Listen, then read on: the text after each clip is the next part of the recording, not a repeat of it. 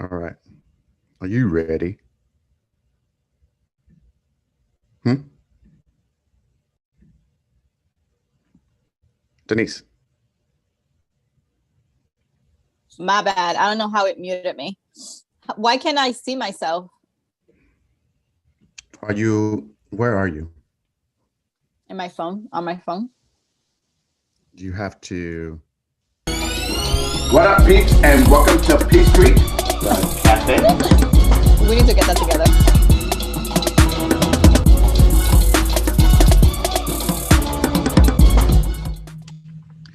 all right. So welcome to Peeps Creek, the cafe. All right.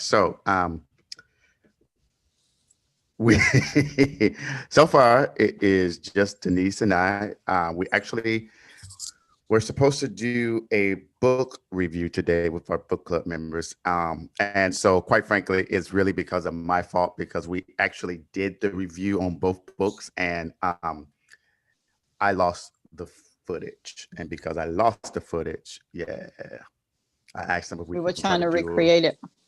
recreate it. So we decided to just change the happy hour for now. And so that is what we're going to do. Um, I think Christian may eventually join us. And if other people jump in, we will. But we're still going to hold the book review because I said we were going to do it. And so we need to do it. But before we do that, Denise, what are you drinking on over there? I am drinking on ice wine Ice wine. Is it actually cold, or why do they call it ice wine?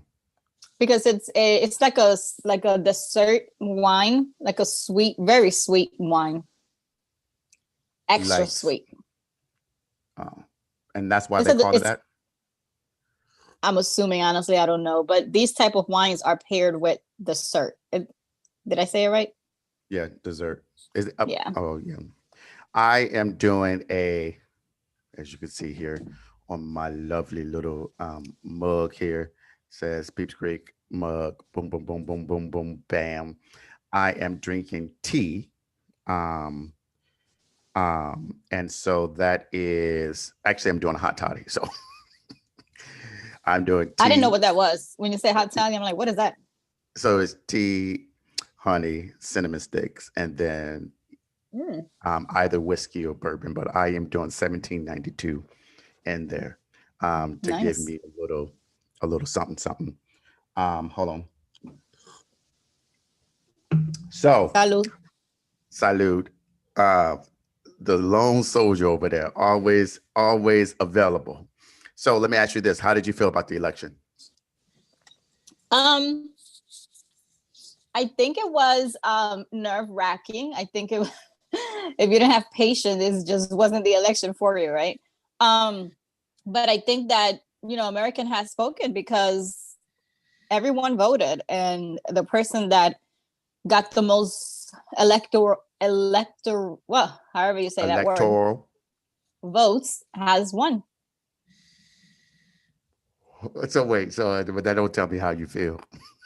I said how you feel. I'm not you out here doing all these posts every 2 seconds and sending group text messages play by play, getting on everyone's nerves. But now all of a sudden it's just like America has spoken. Like no, like Well, how do you feel?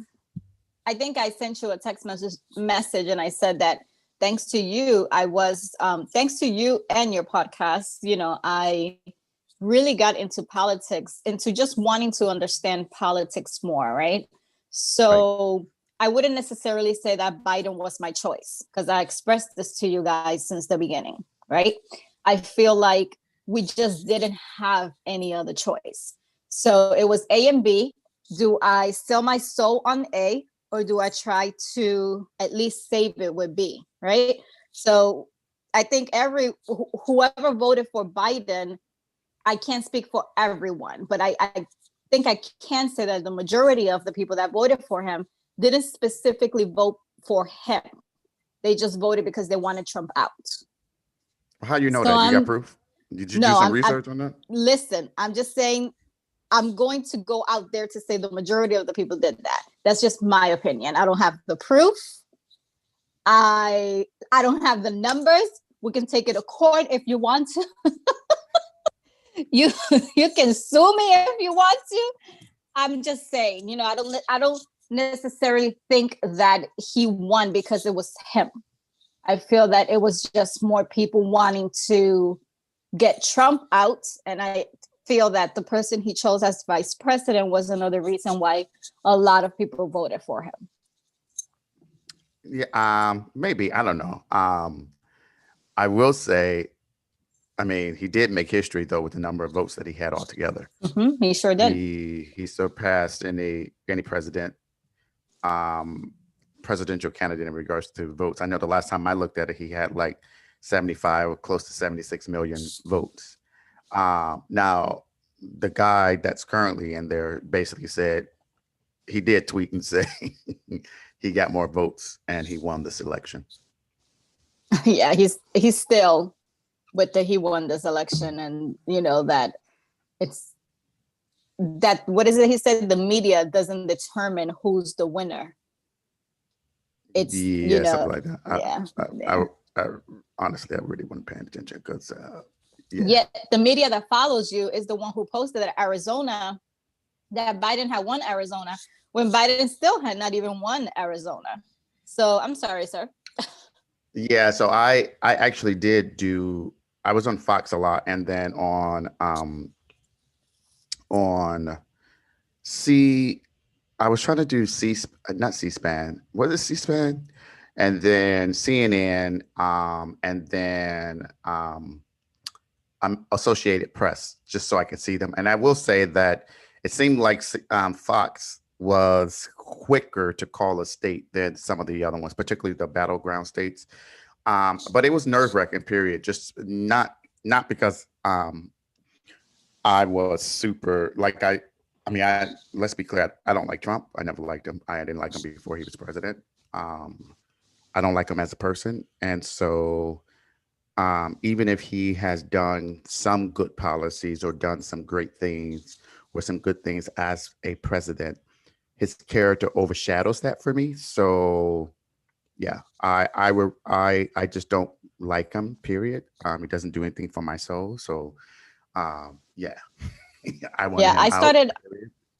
I started watching Fox, but I did not like the fact that they did what you just said. They were quicker and calling these states, right? And I felt like you're giving me false hope, because what if it ends up, although it was a projection still, what if it ends up not going that way? Like, perfect example was Ohio. Biden started on the top.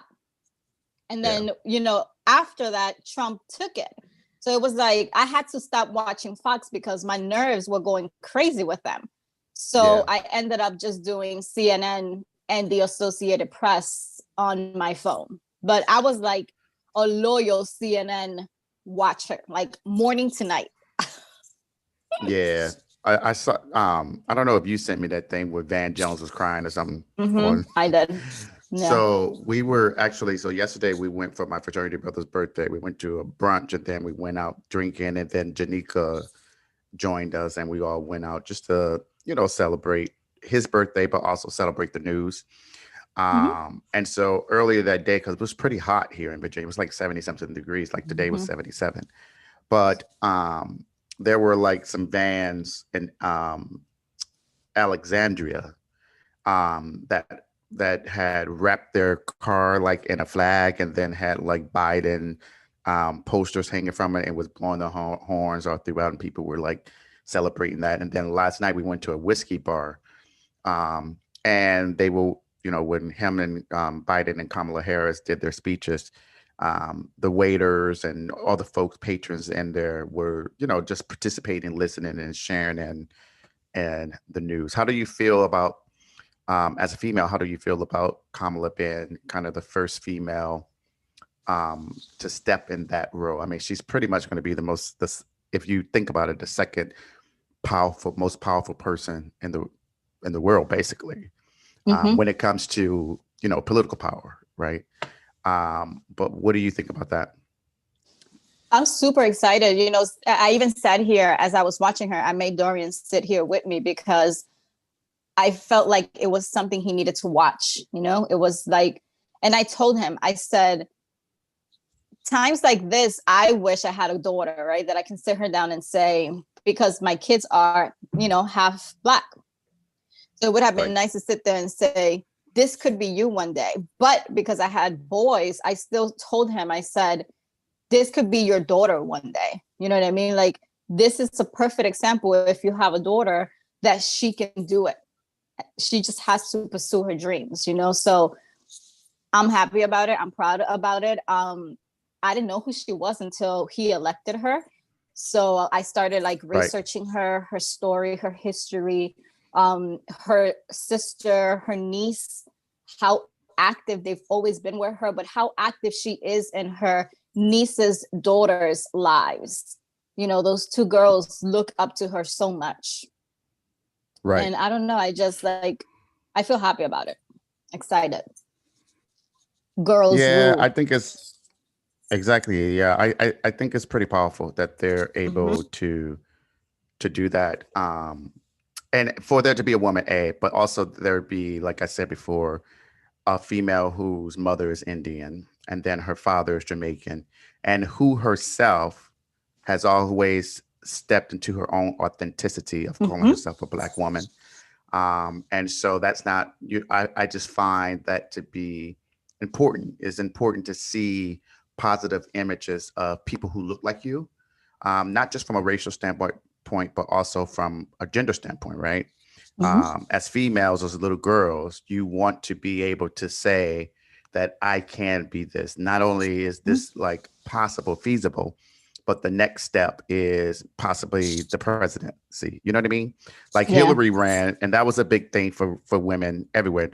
Love her, hate her, disagree with her, whatever. It was a monumental step for her to be the forerunner for a major political party and to be a female, right? And now we've gone 4 years, and now we have an actual female who's in the who's a vice president and a vice president elect, and who is multi-ethnic.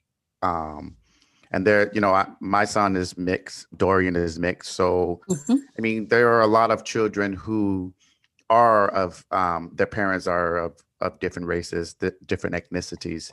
And so it's good that people can celebrate the fact of being biracial, multiracial, that you can potentially get to where you want to be, and you can have good high hopes for that. Yeah, and let's not forget her mother was a scientist too. So she brings that knowledge in as well. You know what I mean? So now that makes so much sense when she was doing the debate, how she spoke about things. It makes more sense, But that's also why I say that I feel that, many Americans voted for Biden because of her, because of, being the first Black female vice president, the history that she brings, with her. And I don't know if you watch the news, or probably not, because you said you were all day doing different things, but, they interviewed people that were there at the headquarters, or people on the street with kids, with little girls. And that's the reason why they were there, because they wanted their daughters to be able to see this historical moment, to be able to see the first Black female vice president. So that's why I feel like I don't think necessarily he won because it was him, just because of other stuff. Yeah. All right. So, guess who we should say hello to him? I'm sure he's watching. Dino. He actually Dino. Yeah, he was. He wanted to come. He wanted to come, but I was telling him we were doing the book club discussion today, and since we need to do that, but given the fact that the other members ain't even show up, so you can't blame but again them, I cannot blame them. It is my it was my era. I had some technical difficulties with the videos. I lost the footage of those two book club discussions, but it was pretty cool anyway. And so I knew that people could or wouldn't come. I was trying to have this little brief conversation initially to try to give Christian some time to get on, but I guess he'll pop on whenever he needs to, whenever he gets a chance. So are you okay with starting this book discussion? Sure. I mean, hopefully I can remember the books, but You now got I'll it. go back to my notes. All right. Oh, wait. Can you hear that? I messed up. I hear something.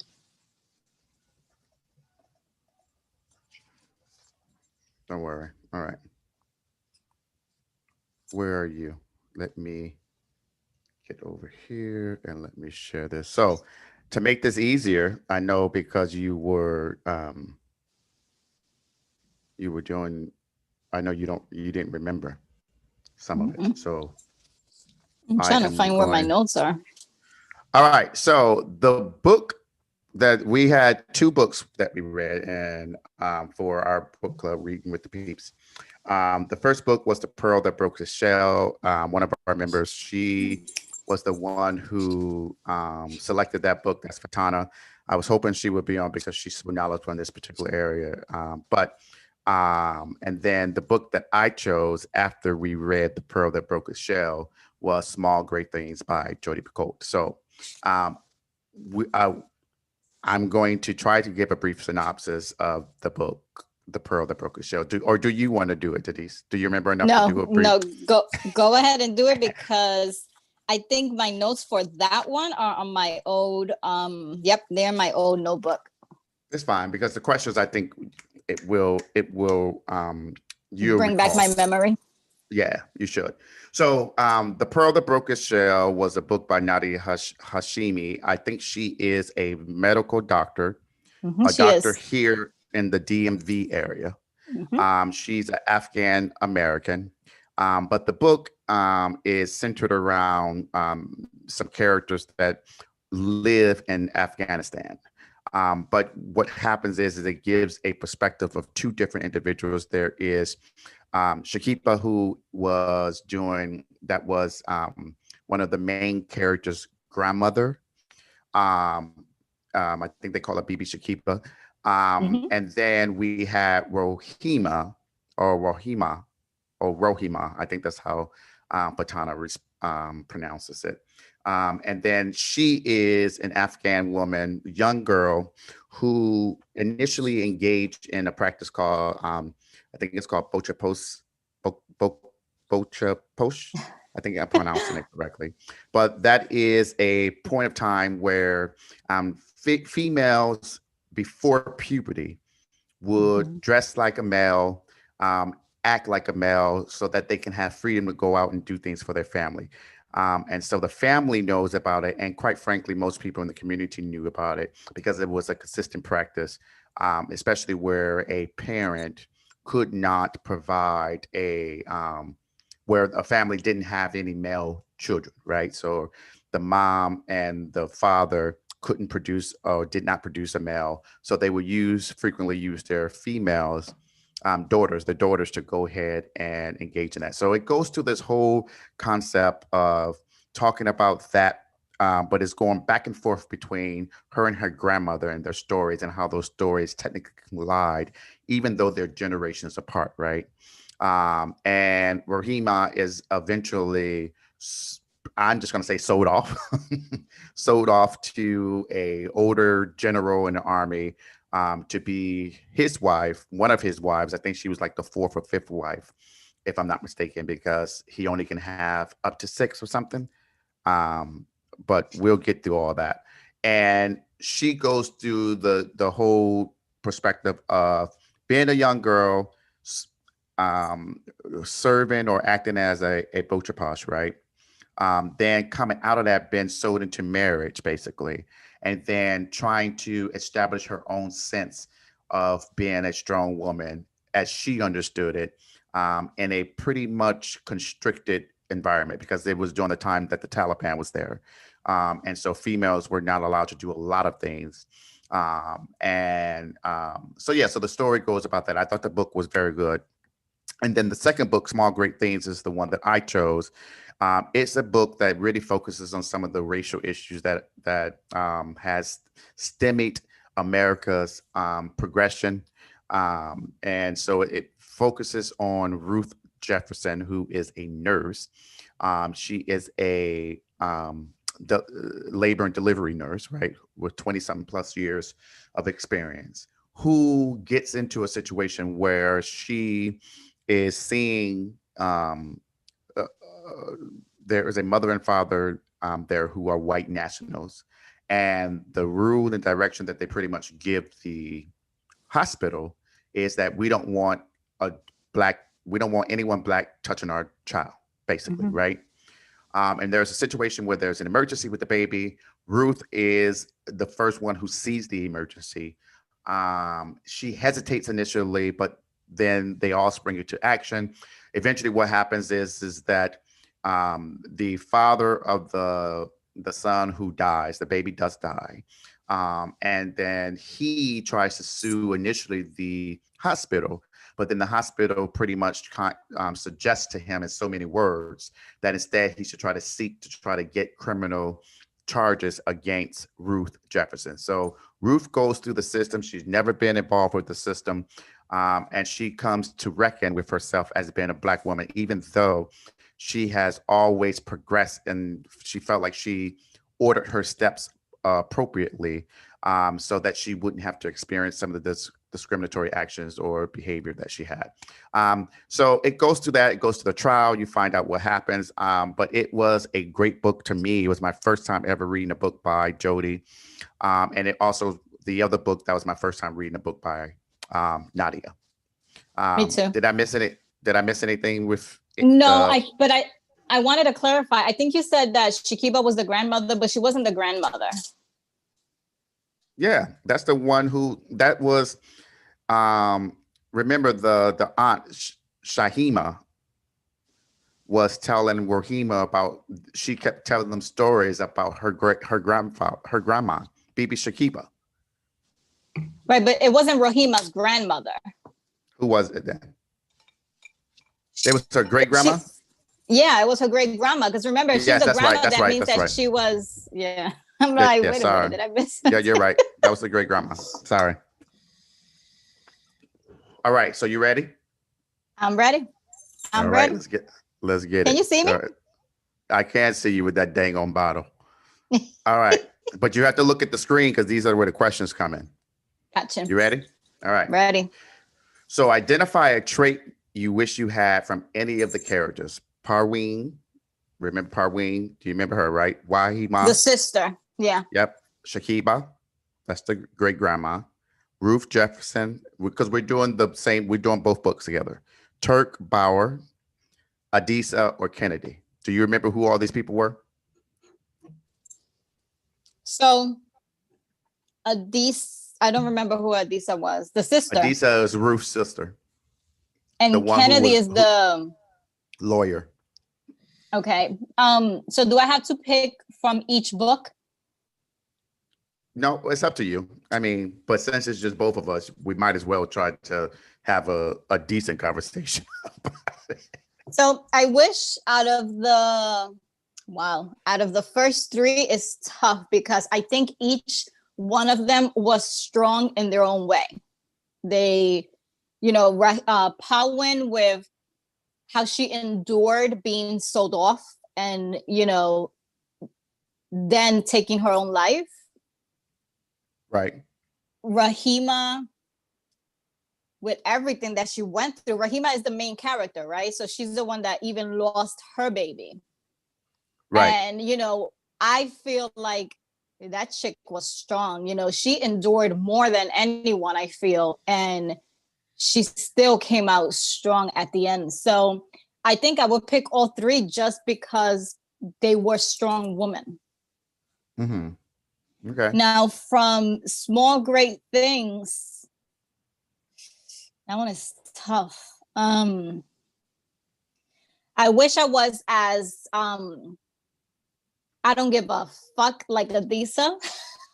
Right. I wish I had that attitude, but I wish I had Kennedy's. I feel more. I can identify more with Kennedy because she was very ignorant to a lot of things that came, along with the Black community. And I feel that I'm that way. So I can identify with her more. And with Ruth, I don't know. I don't think I can even identify anything from her that I wish I had. Okay. So Yeah. for me, a trait that I think I would have from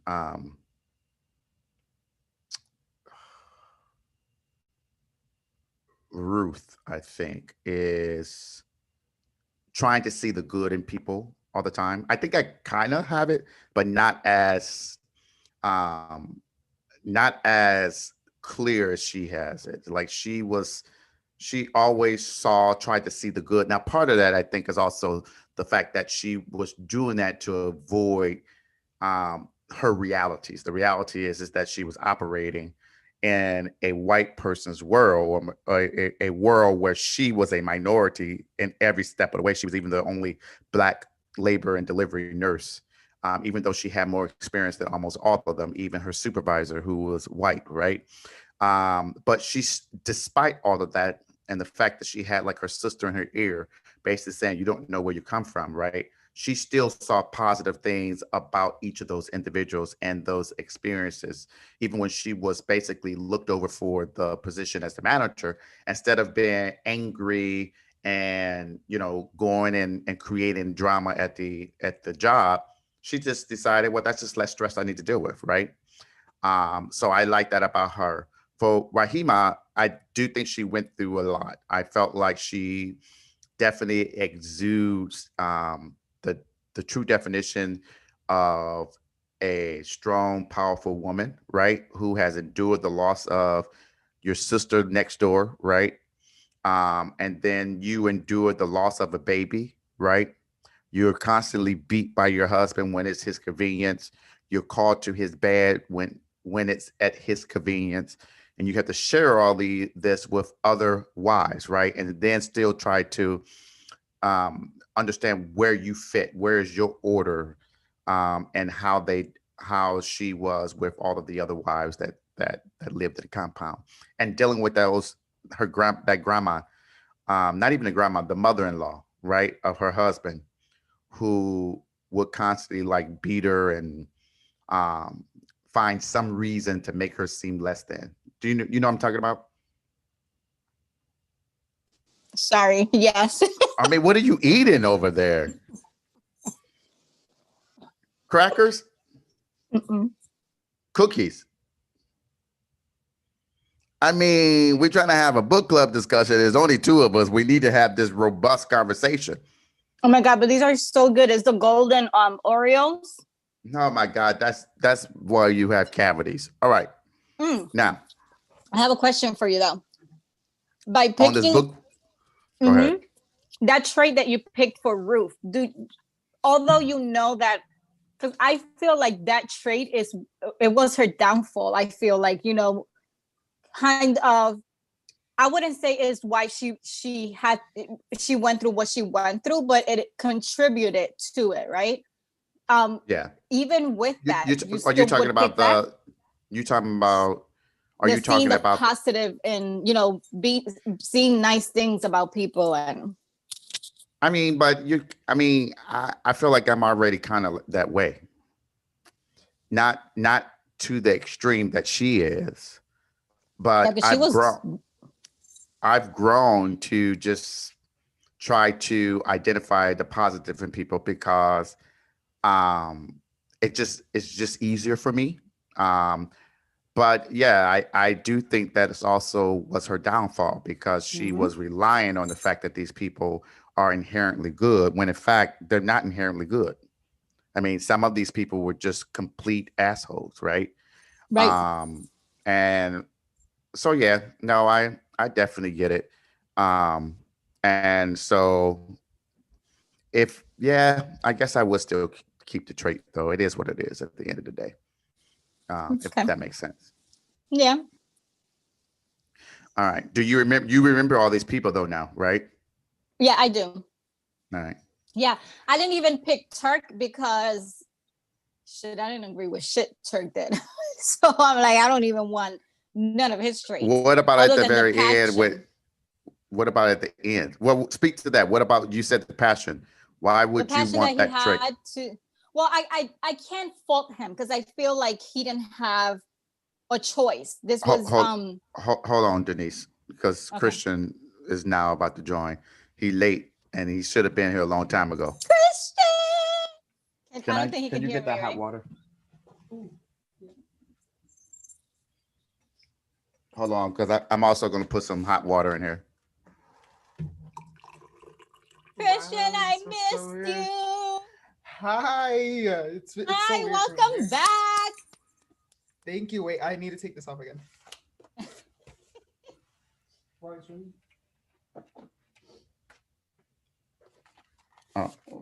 Can you get in? Yeah. Can I All have, right. Hi, let me have my Denise. 1792 so I can make me a hot toddy Oh again. my God. Thank you, kind sir. How are you? I'm back. I'm good. How are you? I'm good. Good. So Good. where are It's we good at? to have you back. We were Thank you. It's good talking to be about back. traits of the characters from the books. Which one would you choose or identify? Who would we identify as? What trait would Just- you wish you had from any of the character? Yeah. Oh, I don't know. I feel like they were all strong female roles. I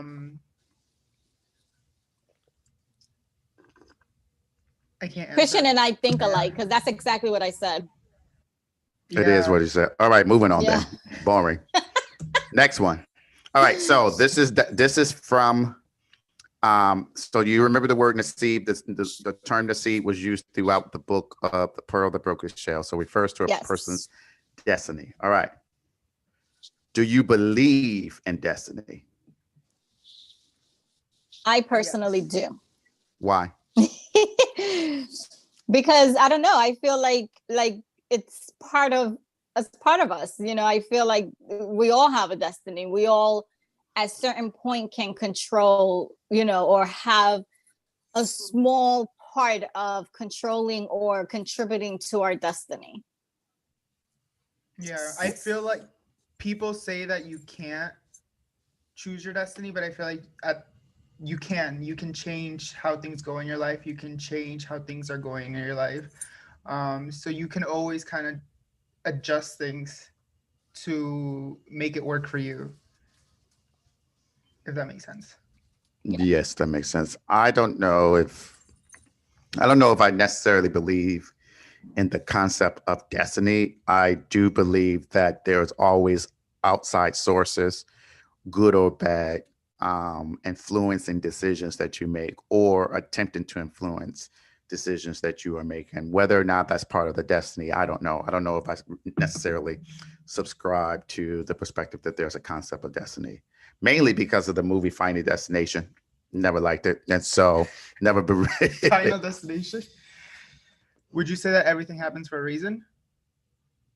I don't know if everything happens for a reason. I think that things are put in your path for a reason. How you deal with those that's based upon your ability as a human to make decisions. Like, you know, one of the things for those individuals who are religious, for instance, right? One of the differences between angels and humans, right? Which they say angels are kind of jealous of the fact is that we have individualistic choice. We have the ability to choose, right? Angels apparently, allegedly, don't have that choice. Their job is to serve God and do what he says at that moment in time. We, on the other hand, we have that ability to decide or choose if that's what we want to do, right? So I think, yeah, things are put in your path for a reason, but I don't think your choice is necessarily your destiny. Or what was the term you said? Oh, things happen for a reason. Yeah. I don't necessarily think they happen for a reason. I think they happen because you chose that path, or you lit a fire on top of gasoline. You chose to do that. I don't think that necessarily happens for a reason. Does that make sense? Yeah. It does. I have a question though, because Christian and I kind of said that, you know, we do believe in destiny, and that to a certain degree we can contribute to it, right? And your response was that you feel that technically we could get influenced by people. Is that not the same?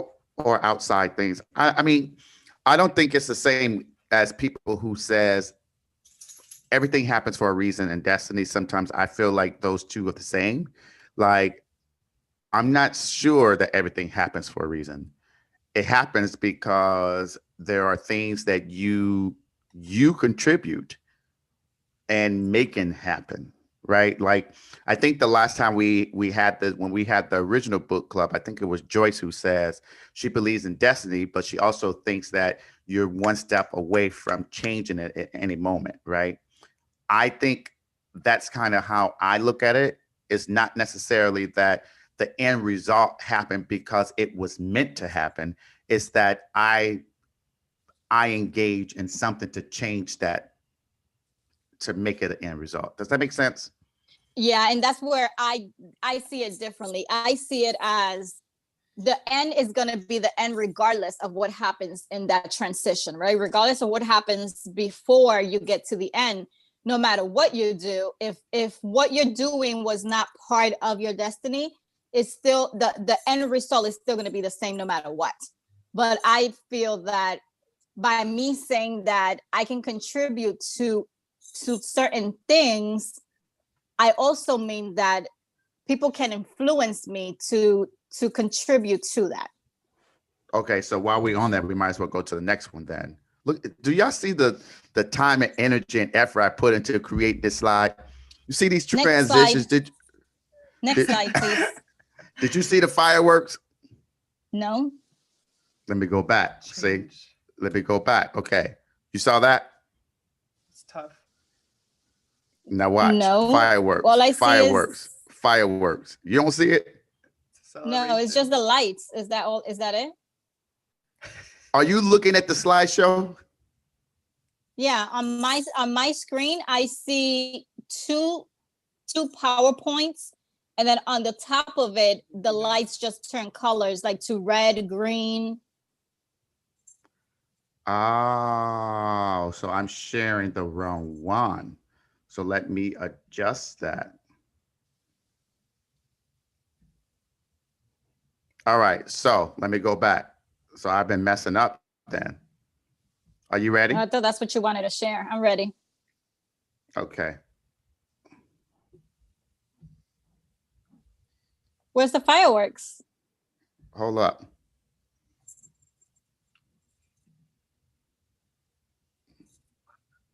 All right, you see that?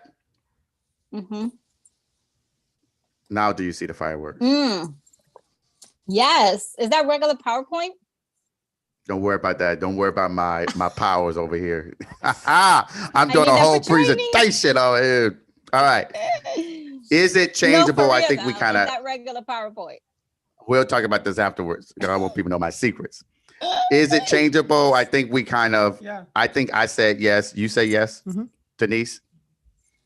So the in between is not the final outcome.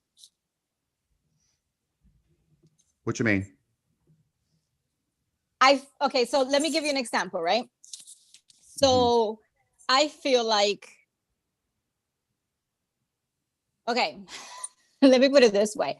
I feel like his destiny was to be the president. Why? Because he had the amount of years that he had in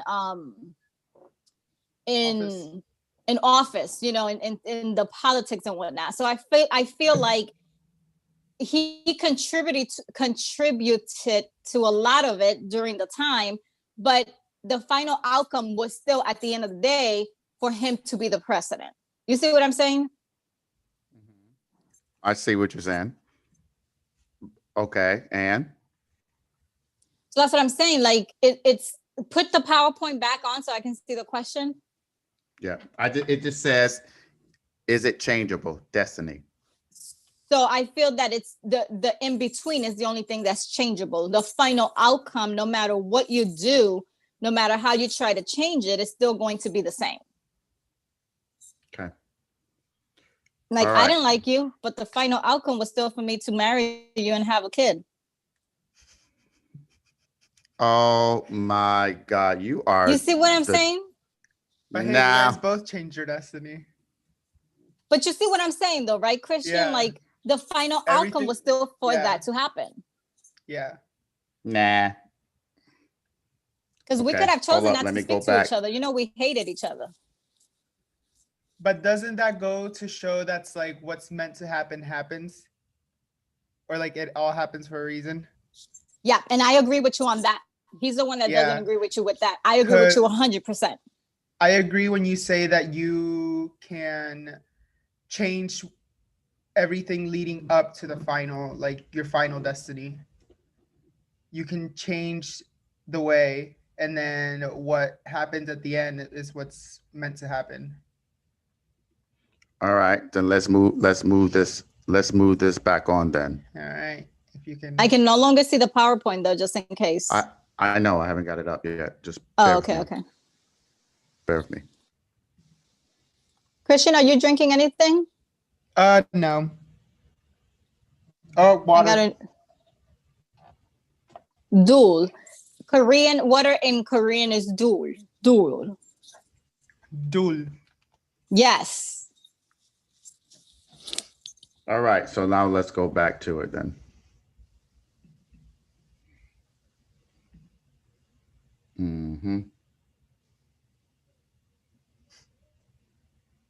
This is annoying me now. Why did you change it? I don't know what I did because I was trying to help Denise. Hold up.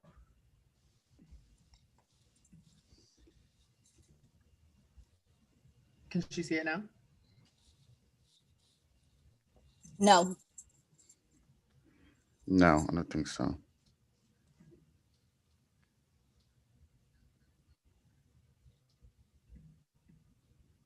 All right, bear with me. Just ask the question. We can continue without it. That's what I need to do. Got it. All right, you ready? Yes. All right, you can see it, right? Yep. All right. You saw that. All right. Last question. How is the concept of destiny used in both books?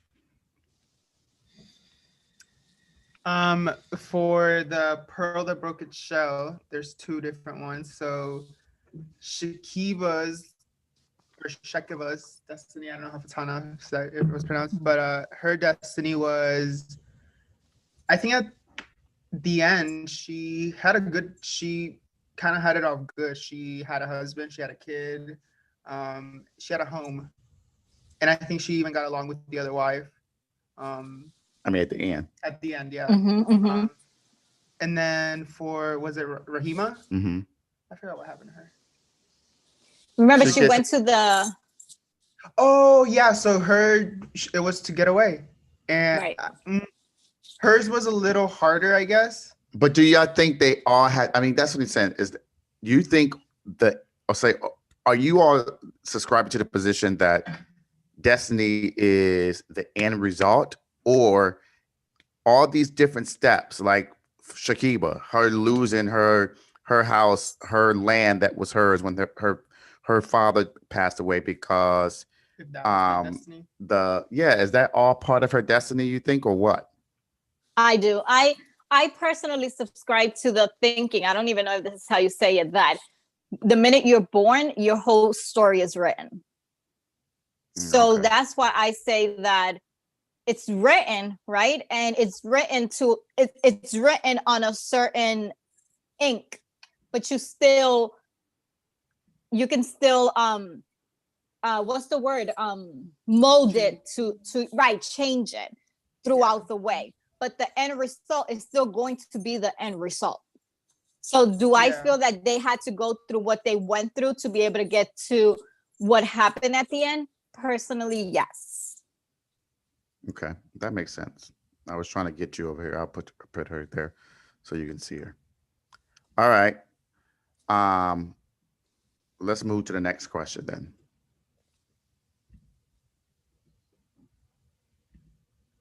Okay, so Rahima says that Kala Shahima's story about Bibi Shakiba transformed her, right?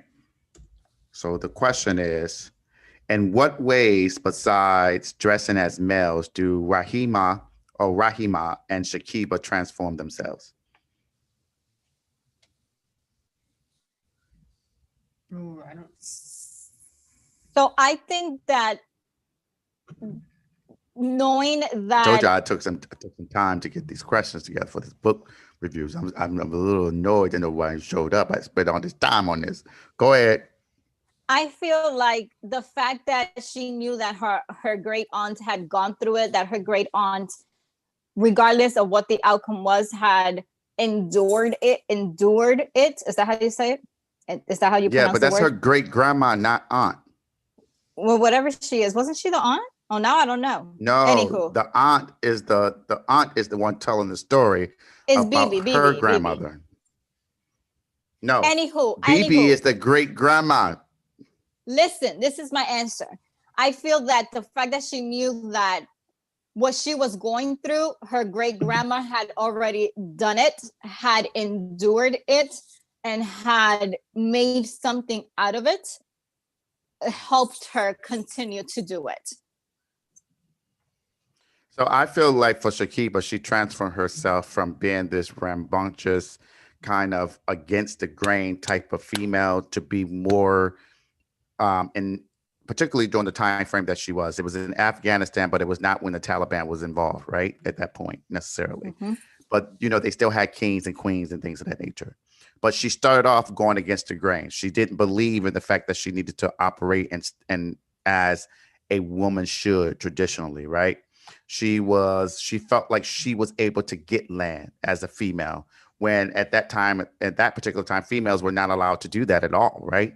So her entire story, I felt like up until the very end, that she was fighting against everything that would make her normal, quote unquote, in the society that she was operating in.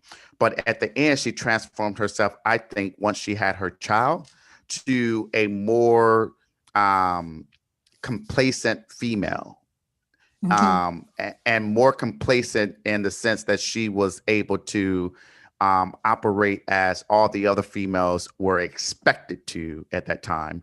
And even at the end, when that king came on, and his wife was more transformative, right? She took off her covering from her hair, her hijab, right? And Yeah. she was like, women should be able to speak. That was, I felt like that was Shakiba's story all along. But at the end, even though she was excited about it, she was more resident to take change. Does that make sense? Like, I Yeah, felt it like does. she reversed steps, and I felt like for Rahima is that she was consistently trying to go against the grain. Once she had her child, yes, she was focusing on the well-being of her child, but she also was not. She didn't care for her mother-in-law.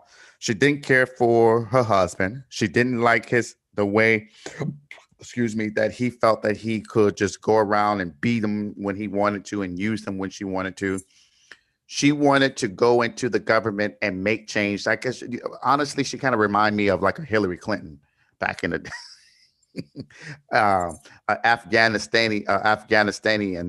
Afghan woman version of Clinton, like going against the grain, trying to be more assertive as a female in her life, and but ultimately at the end, she ran away with the hopes of that she would be free to do as she wanted as a female once her son died. Does that make sense? Yeah, but then I have a question for you then, because I feel like Shakiba didn't get the chance to do that because when she got to the point of marrying, and because remember her husband was friends or something with the prince Right, the one who got married, the one that right. she wanted. So at towards the end of her story, it kind of led us to kind of believe that she was putting her foot into getting involved in it, right? Because she participated on the speech. Was it the speech or something that the wife of the guy was doing? Yes, that's true. But remember that but yeah, go ahead. So I feel that if times would have been different, Shakiba would have also been like Rahima and would have tried to get involved in it and would have tried to, be the woman's voice. You know what I mean? Yeah, no, I get it. No, that makes sense too. What about you? I am skipping this question. I can't. Wow, you come late and then you skip the questions. Wow, bro. Wow. Woo. Fireworks now. I mean, this book was a long time ago. You can't expect us to remember. I know. All right. Why was the practice of being a bacha posh an acceptable practice in the Afghan culture? Was it acceptable? I mean, I don't think it was respect. They did it and it was, I guess, common for them, but I don't think they wanted to keep it like on the download. They didn't want like other families to know and stuff. So I wouldn't say it was acceptable. I think that they just they felt like they didn't have a choice. Why? I don't know. But I know, I mean, see, the last time we had this discussion, I vehemently disagree with everyone who said, well, it wasn't necessarily accepted.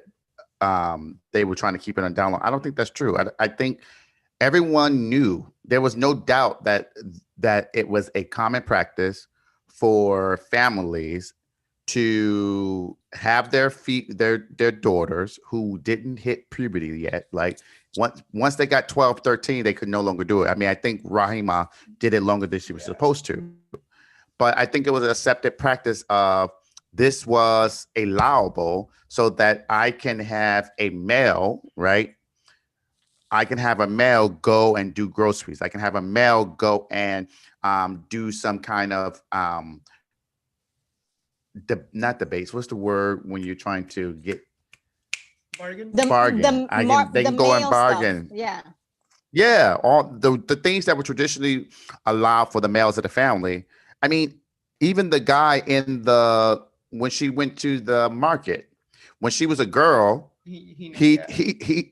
he told her, he gave her an exorbitant price. When she came back dressed as a male, he knew who she was, but he understood what role she was stepping into. And so he bargained with her. He would never have done that had she been presented herself as who she was, a female coming into the market. So I just feel like it was acceptable. I'm not saying people were like, oh my God, throw away your female garb and become male. No, but I just felt like everyone knew this wasn't anything that was hush, hush, shh, don't tell. You just couldn't present yourself with your feminine traits out in public when you were acting or in the role as a bacha posh. And so I read an interview. I read an interview of the author, and the author was saying that it was a frequent practice.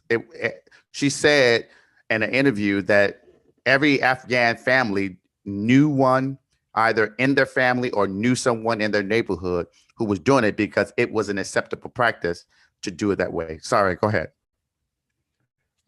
Did she say acceptable practice or a known practice?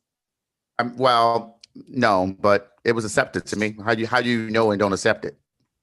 Because this is what I'm trying to get to, right? I don't think it was accepted. I feel like it was known, right? Because some families had to do it, but I don't feel like it was acceptable, because had it been acceptable, Shakiba wouldn't have gone through everything that she went through with her family, because it was her own family, her own grandmother, her uncles, her aunts, her cousins that would give her the hard time because she took that role, right? I feel like it was much harder on Shakiba than it was on Rahima, because it's like everything in the world. Like, at the beginning, like old people, right? It wasn't acceptable for certain things, but as time goes on, we learn to just live with it. No, I agree. I would give you that. Oh my God. Can we I record hear this? what it is live, bro. You'll be Boo. able to go back Okay. to it. Go back and watch it. Yes. Okay. Oh, by the way, we also live on Twitter. I did it for the first time this time. Nice. All right, now. Carry book. Oh yeah, we'll show them later. All right. Okay, so let's go to the next question then. All right, read this quote.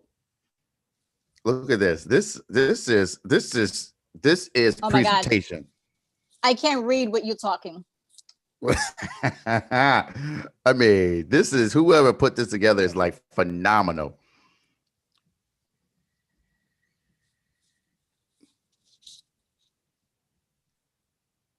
I read it. All right. In some ways, Pauline was the bravest of all, meek and timid. She was the one who acted in the end. She was the one who showed those around her that she had enough of their abuse. Everyone needs a way to escape. All right. So here's the question. Do you think Pauline escaped or was she a coward? I think she escaped. She was the youngest one of them all, right? No, she was not the youngest one. The youngest of the married ones. But remember, there were two girls at home. But the youngest of the married one. I think that wasn't she also the she had a short hip leg or something. I don't think she was a coward, but I also don't think that she escaped.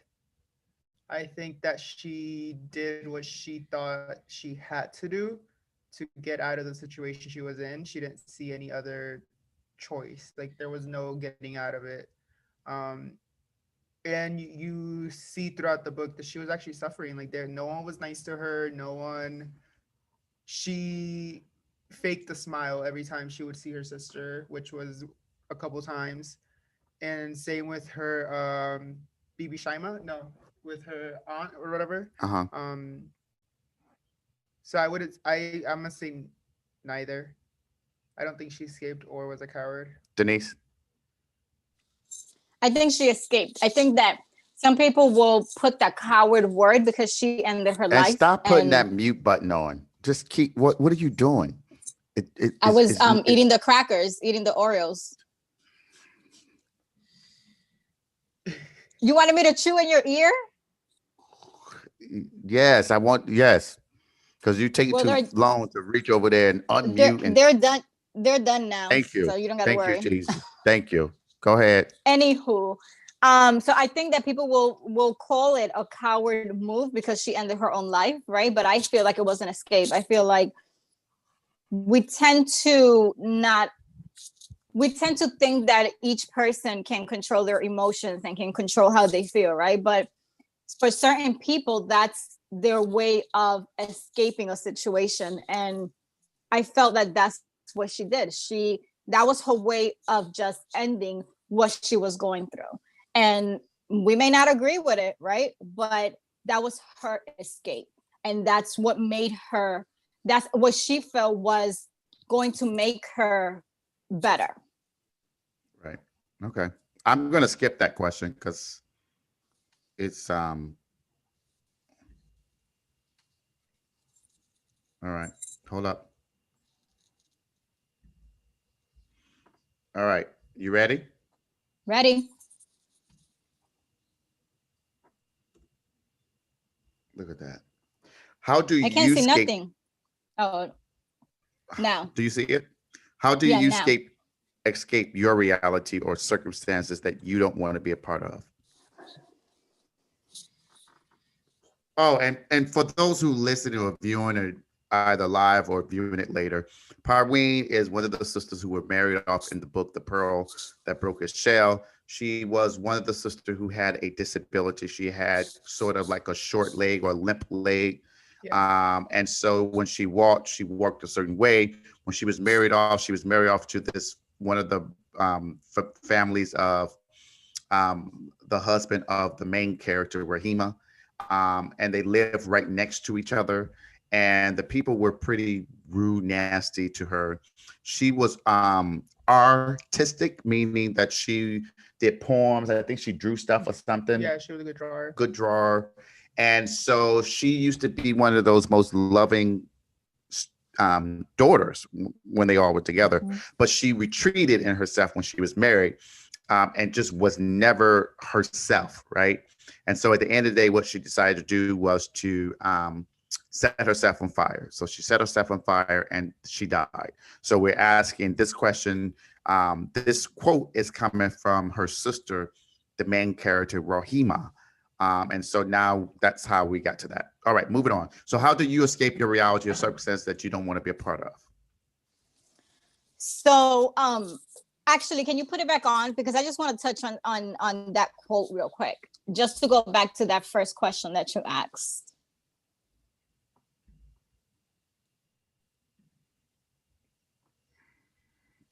Look how awesome this is. This is the presentation, right? This is like, Are you able to see it? No, yes, you're reading. no. It's Why? just Because I'm on this. is squiggly lines. Are you sure? Sorry to positive.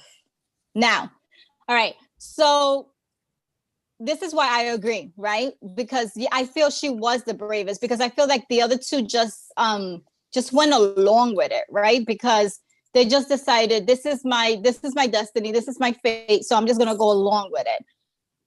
Paula didn't. She was like, this is not what I want to do. I don't want to continue to being abused. I don't want to continue to being raped.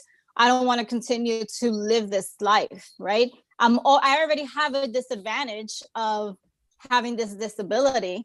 So I'm going to choose what I'm going to do, how I'm going to end all of this, how I'm going to stop suffering. So she acted the way she felt was the best for her at the time. So Okay. how do I escape my reality? I personally try to take time like off. I try to, if I feel like I'm getting too emotional, like I'm letting my emotions get the best of me, I try to stop getting into all social media. I retreat to myself. Like I try to pray more. I try to just spend more alone time, more than what I already do. But I just try to get a hold of my emotions by myself. Christian. Going back to what you were saying about that before you answer the question, I do think that it goes back to the whole destiny thing. I think that she chose her own destiny. I think she was tired of everything, so that's why she did what she did. Good point. Good. Look at you tying stuff back to the book. That's what I'm talking about. This book review, this book club is exceptional. It's just a great opportunity for people to like. I just want to give this plug because you read a lot, Denise. I read a lot. You don't read a lot.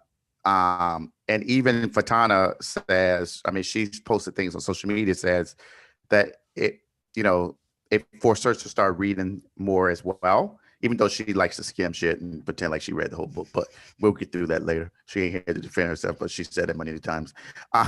Once. But it's great because then you're like tying stuff back to shit. So anyway, go ahead. Yeah. Thank you. Wow, look at you giving compliments. I know. I don't know what's got into him today, but we'll Biden take won. you. Biden won. Listen, if Biden can win every single day, for you to have that attitude, woo! Well, we have Biden for the next 4 years, so. Nah, I'm good. I'm going back to myself tomorrow. Go ahead.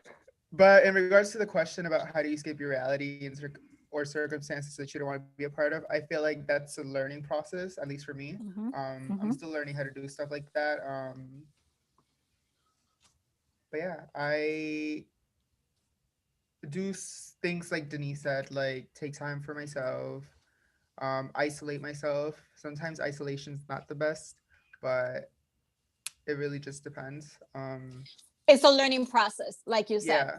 Because at the beginning, it may not be the best, but if you learn how to work with the isolation, how to deal with the isolation, how to make the best out of the isolation, it can end up being the best for you, because it has ended up being the best for me. Not that it will be the best for you, right? Because not each person is the same, but it's like you said, it's a learning process. You have to learn how to make the isolation work. That's just personally my opinion.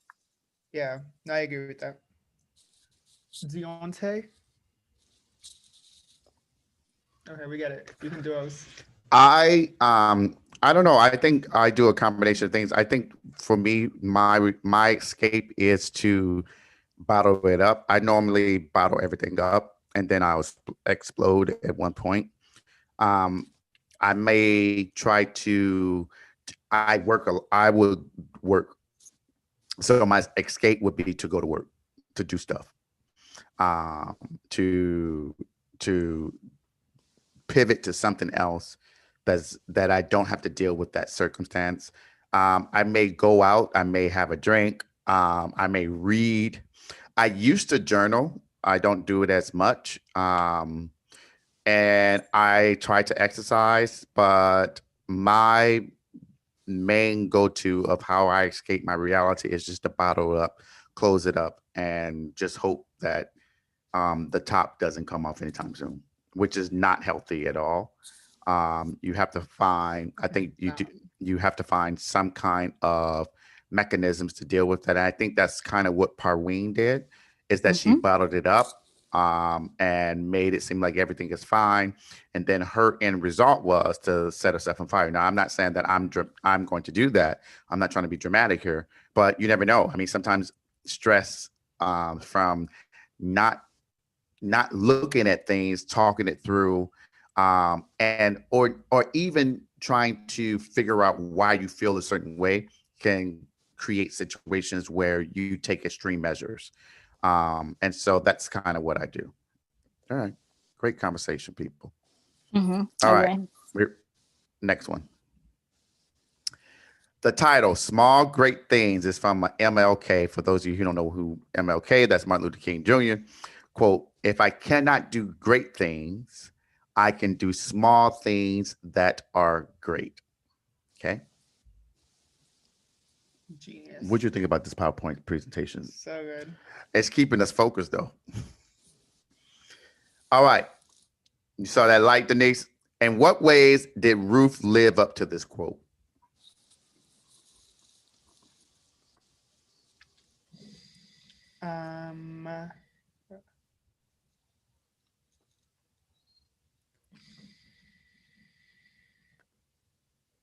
She didn't.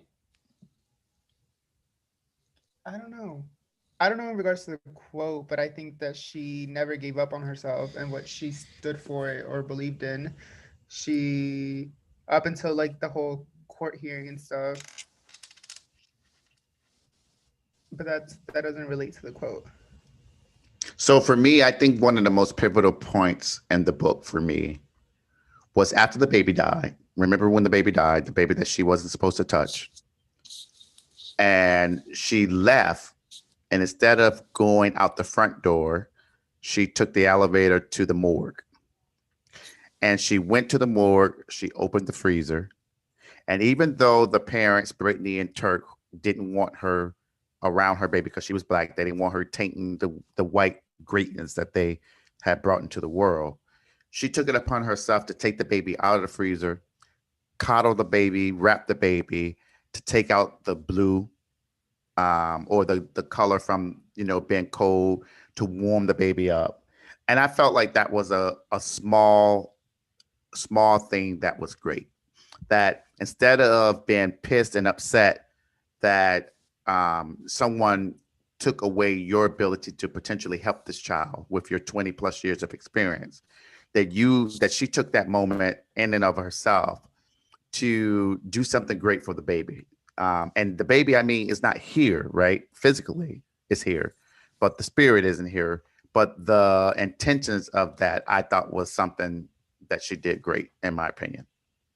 What about you, Denise? I think throughout the entire book, she did small things that were great, that worked for her. And I think example was she could have given up when it happened to her. You know what I mean? She lost her job. She technically was living out of the life insurance that her husband had left her. She could have chosen to just give up, but she didn't. You know, she went to work, even if it was just going to McDonald's. Yep, that was good. I also feel like she tried to tell her, I don't know, to want her son to be better. I think that's every parent. You know what I mean? We want our kids not to have to go through what we went through, and we always want them to be better.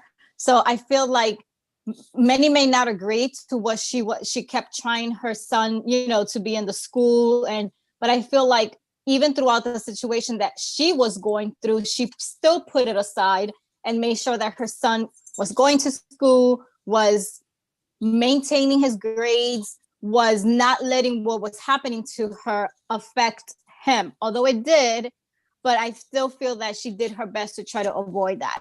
And also I feel like she, little by little, it was the small little things that she kept doing that helped Kennedy to realize racism is real. You know what I mean? I'm going through it. But for context for those listening or watching later, Kennedy is a lawyer who is a public defender who is selected who actually tried to fight to get to represent Ruth, because technically she was not normally in the pipeline to represent her, but that's a lawyer who was white. Go ahead, sorry. So I just feel like the small little things that she kept doing is what helped Kennedy at the end of the day to understand her more and want to fight for her more. Yeah, no, I agree. All right, let's move to the next one. What about Turk? What small great things did he do? The only thing that I could think of off the top of my head, it's been a while since I read the book, is at the end that he changed his lifestyle. He tried to cover up his tattoos. He had a wife. He had a kid. I mean, he had a wife when he was a white nationalist, though. Huh? Brittany. He also had a wife then. I know, but that was when he was like not in his right state of mind. Oh shit. Go ahead, sorry. But towards the end, when after Brittany, because she passed, she killed herself. Yeah. Which is a common thing between the two, Parween and her. Go ahead. But yeah. I don't really have anything for him. What about you, Denise? I don't either. As I was going earlier. That's when I didn't even pick a trait, you know, with him, because again, I don't want to. That was good though. That he finally realized that white supremacy is BS. Yeah. Sure. I mean, but that's why is that? I guess I don't really want to give him credit for that. I feel like that's something he should have known, because he had his story. He had all the facts before him where he knew what was going on. He knew for a fact that that the reason he hated black people was based upon the lie. It was built upon the lie that his mom said that his brother was killed by a black man, when in fact it was his brother who was drinking and driving drunk and basically killed himself in the process. And it just so happened that there was a black man involved, in the sense that the brother hit the black man and he got off. He got off from the trial, right? Because he didn't do anything. The brother was responsible for his own death, but he knew these things. And so I just felt like I don't know. Yes, I'm glad that eventually he had an awakening, but I'm not going to give him credit that that's a small, great thing. He never apologized, right? Because I do know that Ruth eventually opened up her own practice. He came to her own practice, and then he came and he recognized her, but she didn't recognize him. But we don't know that. The book doesn't make I'm clear. sure she did. Right. I'm sure she did. But it was better for them to just avoid it altogether than to acknowledge it, you know. But for me with him is like, I think he was a product of hate. You know what I mean? Like, I think he was ingrained you got to hate black people, you got to hate them, you got to do this to them, you have not only black people. I think he knew better. Jews, gays, but all of that. Right. And I think that he knew better, but at the end of the day is like, but this is what I've been shown. You know what I mean? So I don't think he knew how to get away from it. So he just kept along with it because it's what they showed him to do. It's what they taught him to do. Like his grandfather was crazy. But he was the yeah. Oh wait, no, it wasn't the grandfather. It was her dad. Yeah, that's the caveat there is like there were all these people in this book. Brittany, Brittany's father, who was a white nationalist, like a big name head of the white nationalist group there. Turk, they all had, I think, except for Brittany, they all had evidence before them to debunk everything that they felt, and they chose not to do it. Like even when Turk was in prison, he was very close to a black prisoner, right? Mm-hmm. Yeah. He liked him. He said that I know that he's a good person. I knew that I could hang with him here, but I couldn't hang with him outside of here because this is what I subscribe to. He actively chose to do it. And so at the end, that's why I don't give him credit for it. Like, he had all of the evidence before him. Okay. Yeah, no, now that you're mentioning all but I'm not trying to change your perspective, but that's just that's just me. No, I agree with that. But that's what I'm also saying. Like his grandfather, remember how his grandfather took him to the woods and left him in the woods technically to fend for himself. Exactly. Like it's what he knew. It's what he had a lot of anger inside of him because of what people kept doing to him. So he felt that was the way for him to deal with the anger. But I don't want to give him credit because at the end he turned himself, because what about all those lives that he messed up in the process? The people that he beat up, even his own dad. His father, right? His own father. Like, nah, I can't give you credit. Yeah. Now that I'm remembering all these facts. See, I told y'all that we were going to get there. Y'all talking about something. This was a long time ago. I told y'all once we get these questions, well, was going to bring Small back. Great Things wasn't that old, but the pearl that broke his shell kind of is. What is that? Is that a ring, or what is that red thing on your finger? That's the tape to hold it on. It's still. Oh my gosh, she still pretending like she got a broke finger. No, look, it's still what's it? Black and blue? How you say that? Bruised. Moreton. Bruised. Yeah, bruised. Can you see it? Yeah. Yeah. It looks like you're flicking the camera. But why are you? That's not helping the bruise, is it? No, but it's helping to keep it in place. The doctor said that they had to do another X-ray. I had to go a week ago for my 4-week checkup, and it's still fractured. Money. I know, because it was like $55 just for the freaking visit. But they did the X-ray, and the fracture is still there. It's healing, but it's still there. So I still have to got nothing to do with this ain't got nothing to do with the book review. Hey, sounds like happy hour. This ain't got nothing to do with the book review. Thank you, Christian. You just want sympathy. Ain't nothing wrong with your finger. Take that damn thing off. You the one who asked. I can't take it off because it's not my ankle been broke for 8 months. Buddy, that's your personal problem. You decided to not go to the doctor, so that's your problem. I don't need not it. Me. I'll be good. They'll be okay. All right, here we go. Moving on. So, white savior syndrome: when white folks help and fix people who they deem other or inferior. So, how does this concept reinforces? Oh, I got a typo. How does this concept reinforces the concepts of superiority and white goodness? No, you don't have a typo. How does this concept reinforce concepts of superiority and white goodness? Thank you.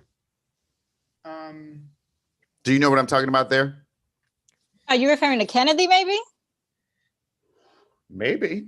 White savior syndrome: when white folks help or fix people who they deem other or inferior. Or maybe I thought this meant like when Turk was would go to colleges and get the. No. I thought that's. So are you referring to the white family that the mom worked for and the daughter? Is it kind of like that? That could be it. Remember yeah, so I'm asking, how does this? Like when Christina, what's her name, right? Mm-hmm. When Ruth went to Christina's house or something, and Christina gave her like a wad of cash because she couldn't her husband couldn't publicly help her because her husband was running for like governor or something. Mm-hmm. And Public she was like, office, yep. yeah, and she was like, I'm sorry, like I can't get involved in this, like it won't look good for my family, but here, take money. What else? That's a good example. What about what about Kennedy, when she was trying to help Ruth, and her perspective was she felt like internally that she was doing the right thing. But remember, Adisa was like, what, you just a white woman is trying to come and save the day for another black girl, remember? Yeah, I don't remember, do y'all? I do. But I told you since the beginning, like I felt like I can identify with Kennedy a lot because of how ignorant she was and I am to what Black people go through, because I don't go through it. So I see what you're saying. I just don't know how to answer it. No, that's fine. But I guess part of this is one of the questions that the actual author suggested that people discuss when they're discussing the book. But part of it is that oftentimes I think what happens is that individuals who are not oppressed, so let's just put it outside of, so people won't get turned off and be like, we're bashing white folks. That's not the thing, but this is a concept, white savior syndrome. But it is the perspective that when individuals who are oppressed feel like there are individuals who are not oppressed, right? Like, for instance, during the civil rights movement, a lot of Black folks didn't like the fact that there were white individuals who were coming in to help.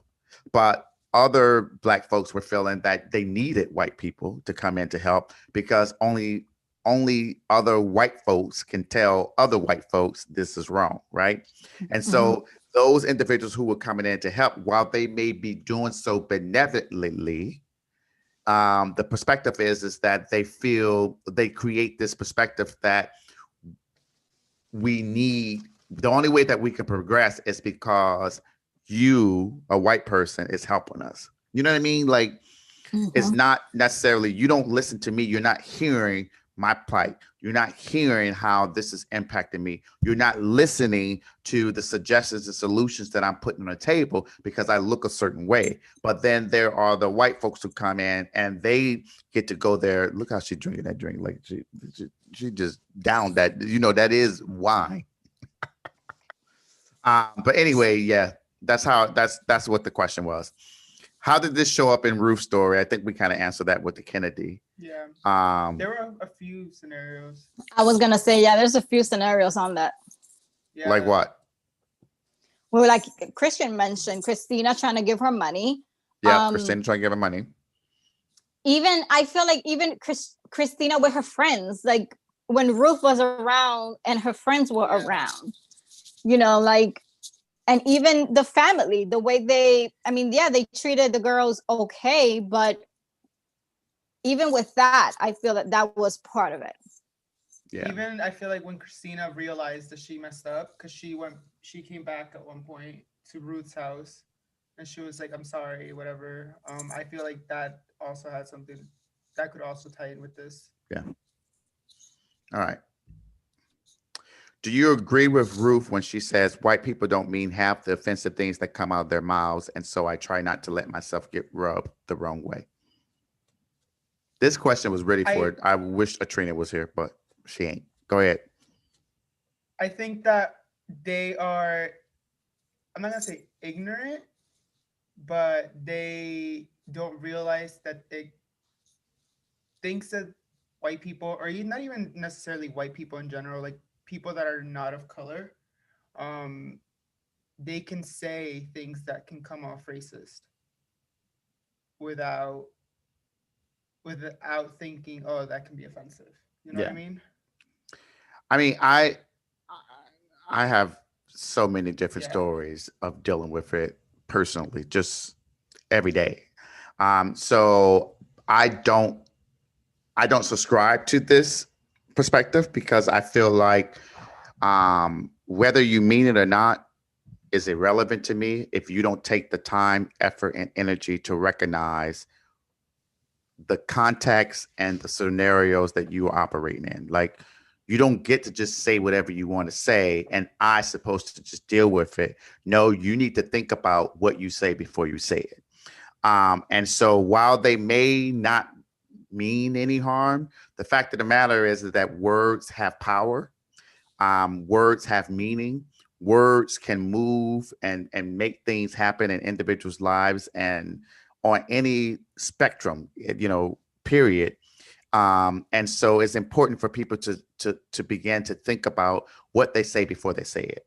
Like, there's also like this concept of microaggression. I mean, that's it all the time. Like, you have to really think about the people who you're engaged with before you say certain things, and you just can't say, "Oh, I didn't mean that," or I have black friends and I can say this to them. Like, everyone is not the same. We're not. People are not monolithic. They get to choose and how they operate or what have you. But yeah, whatever. What about you, Denise? Anything on that? I agree 100% with you. I don't agree with Ruth. I feel that we mean it because it's what we think we know. And it's like you said, Right. We may not mean no harm, but we don't take the time to try to educate ourselves. I was one of them. I was. Yeah, I know. So I don't agree.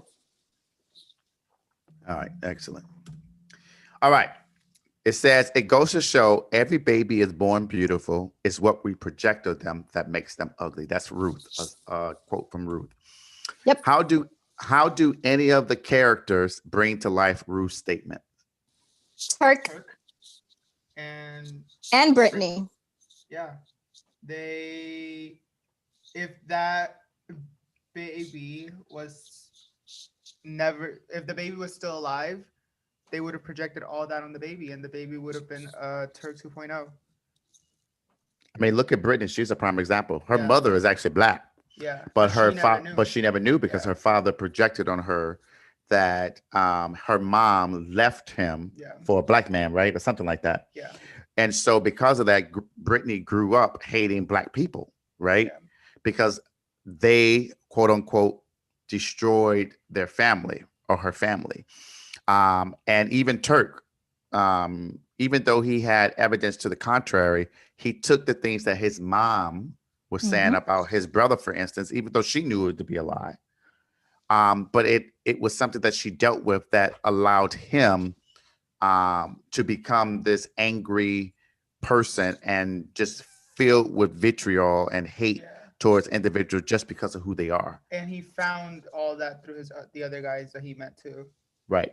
That they would take him to the concert and that one festival. Yeah, the White Power Festival. Yeah. Yeah. Anything you want to add to that, Denise? No, what you guys said is exactly what I think. The fact that I was lighter got me privileges I didn't understand. Do y'all remember who said that? This is Ruth. Yeah. Okay. This is what I wanted to say. This book also taught me about colorism. I'm not gonna say I didn't know about it, but That's the question too. Colorism and racism. What's the difference in your respective cultures or families? How does this show up? I remember talking could you stop sharing and share again? Because on my part is like I can still see words from your old slide.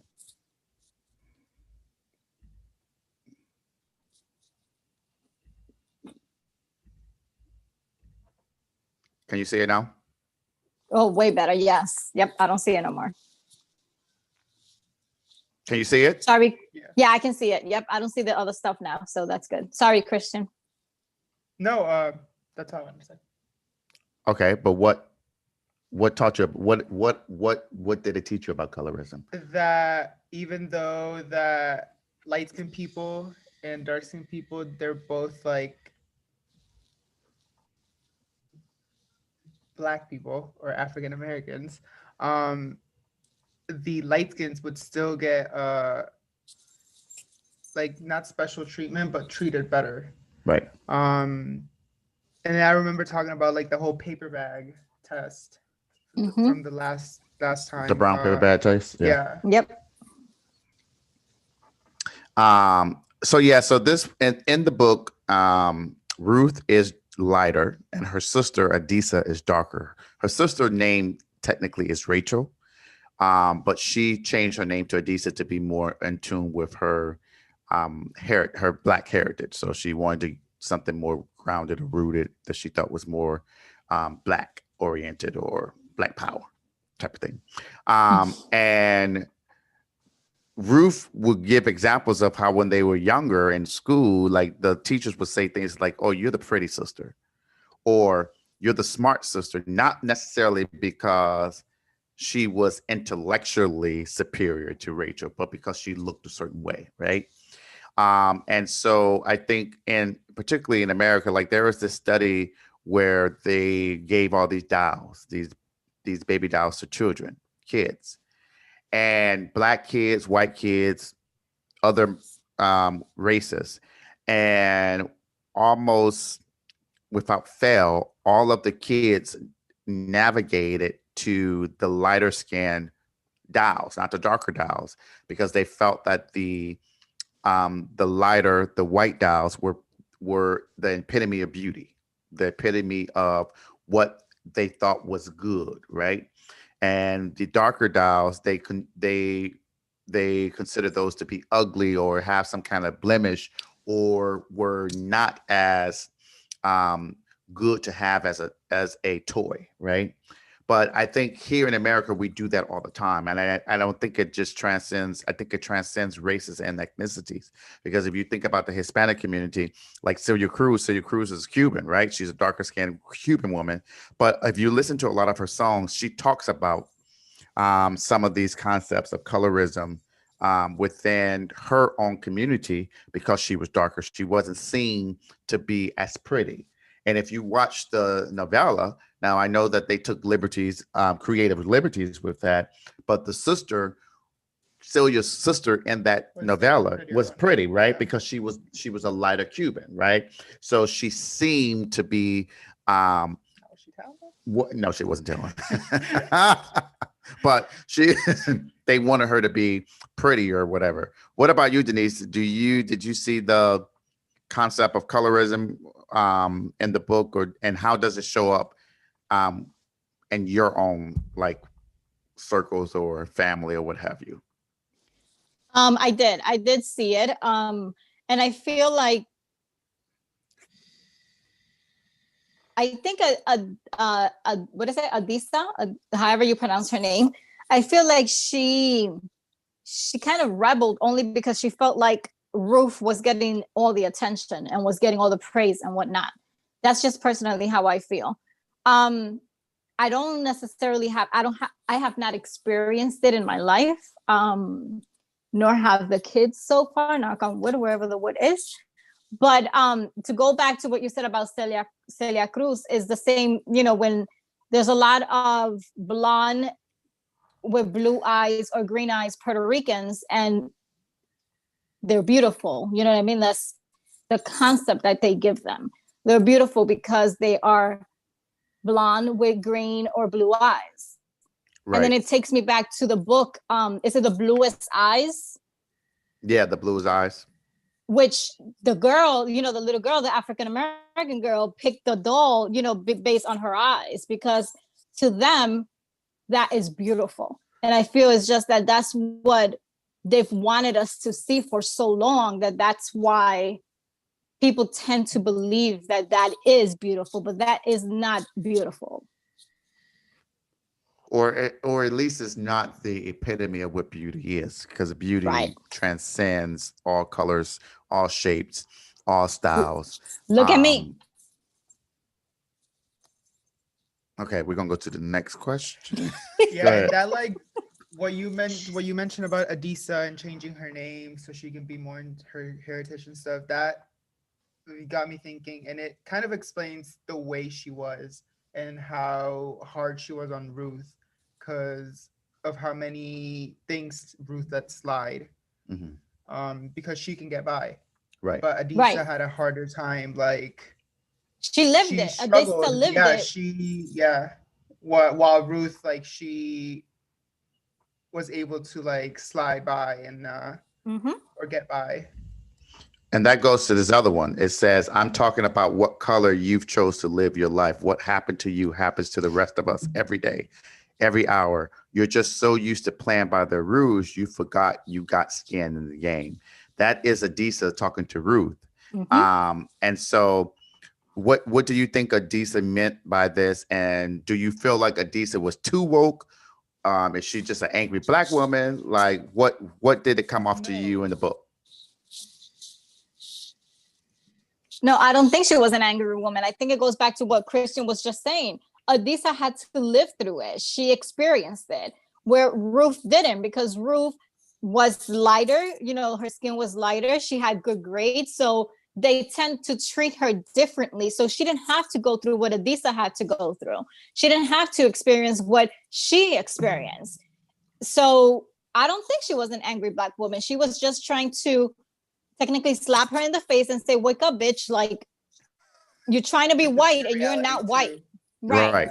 And it didn't dawn. I don't think it really hit her, Ruth, until she had to go through the criminal justice system. Yep. And she saw that despite her credentials, despite her degree, despite the fact that she went to an Ivy League school, none of that shit mattered, because at the end of the day, she was just another black woman who was seen as a criminal, right? And who from an economical standpoint, even though she was working hard to have a house and her sister was living in quote unquote the projects, right? And her sister's kids spoke a certain way that she didn't want her own child to interact with his cousins because of the way they spoke. It showed her at the end of the day that, yes, I may have received this privileges because I'm a lighter skinned African-American, but at the end of the day, when all of that is stripped away, I'm black, right? And so I've been treated just like any other black person has been treated. And I thought that was a good perspective of the book. And I think even with her son, it turned out that way, because she tried to shield her son from a lot of stuff. You know, she tried to give him the best education just so he wouldn't have to turn up like Adisa's kids or whatnot. But at the end of the day, he still ended up going to jail because he still went ahead and rebelled against what was going on to her. That was the only way he felt he could, you know, let out his anger, and he still ended up going to jail. Like, exactly. Yeah. All right, here we go. Let's talk about some of these destructive things in each book. The Taliban, say, I put this in here because I've wanted for Tyler to go over it. But so what I'm trying to do is there's just things that happen in the book. We can just talk about them very quickly. But the Taliban, at least in The Pearl That Broke His Shell, really restricted how women in the Afghan cultural communities, at least in the book. I'm not an expert, so if any of this is wrong, it's not because I believe it. I'm just speaking about the book, right? But the Taliban was very strict. Like, a woman couldn't walk down the street by herself, right? And without there being a male next to her, right? And they were expected to behave a certain way. They could be married off to whomever, right? Without having to say so into it. They can be sold off, basically, because that's what happened to the three daughters, right? To the highest bidder. And when they are in this household or this new figure, they are expected to act like a normal wife, right?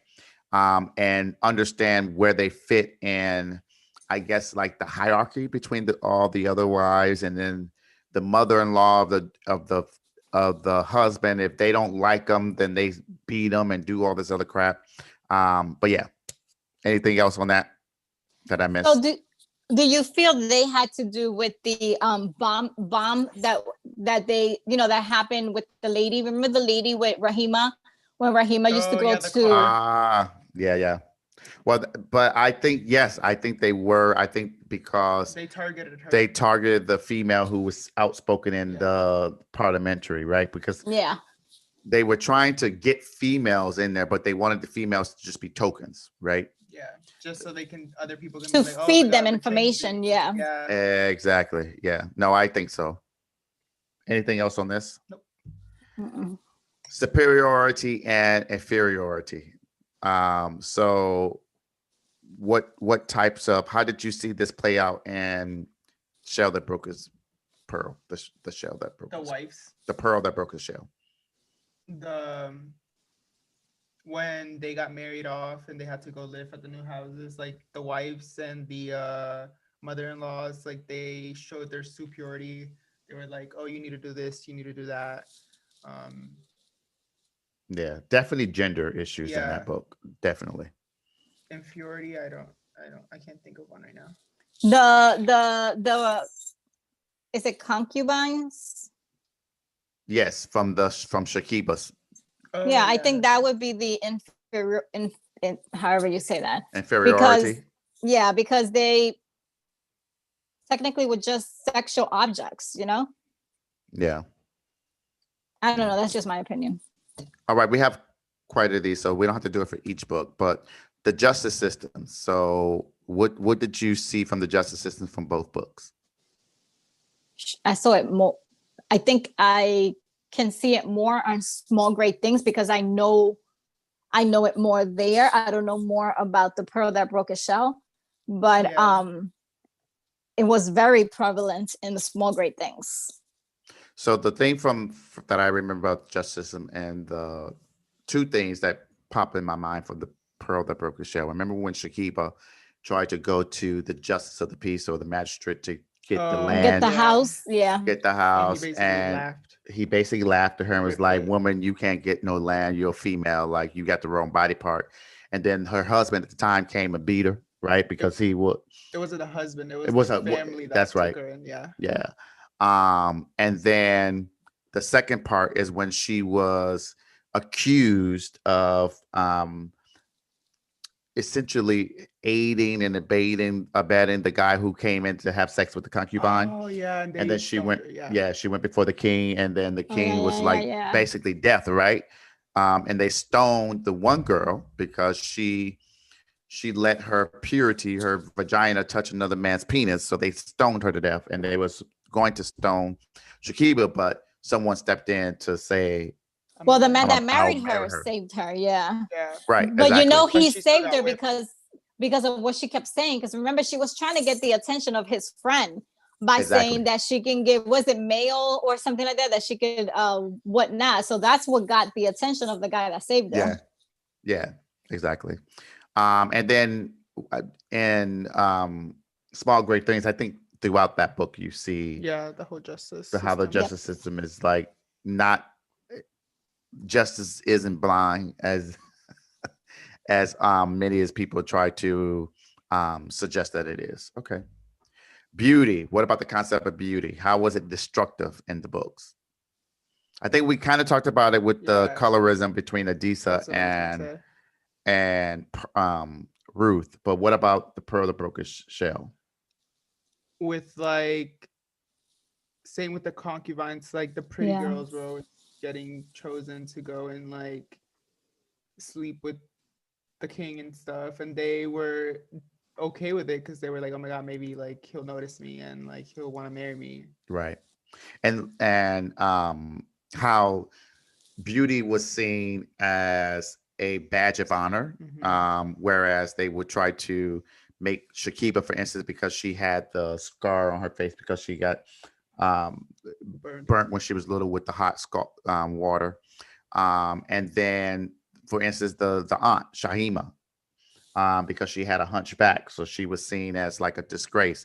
No one will want her. And even when Parween was married off, you remember that, where the guy who basically got her as his wife, he did that kind of like he just had the bottom of the pickings, right? She was the only other person available from that household of age enough to be married off. And so he didn't want anything with her. He had no intentions of laying or sleeping with her. So he said that she could be used more of like a housemaid, basically, because she wasn't pretty enough, basically. I think the beauty for me is more prevalent in the Shell That Broke Its Shell than in Small Great Things, because I feel like the beauty in that book wasn't just only on looks. Like I feel like with Parwin, her drawings were her beauty. You know how how she would portray the art. You know what I mean? That was her beauty. I feel like the aunt, her beauty was the knowledge that she gave the girls when she would sit there and talk to the girls about what the other one had gone through.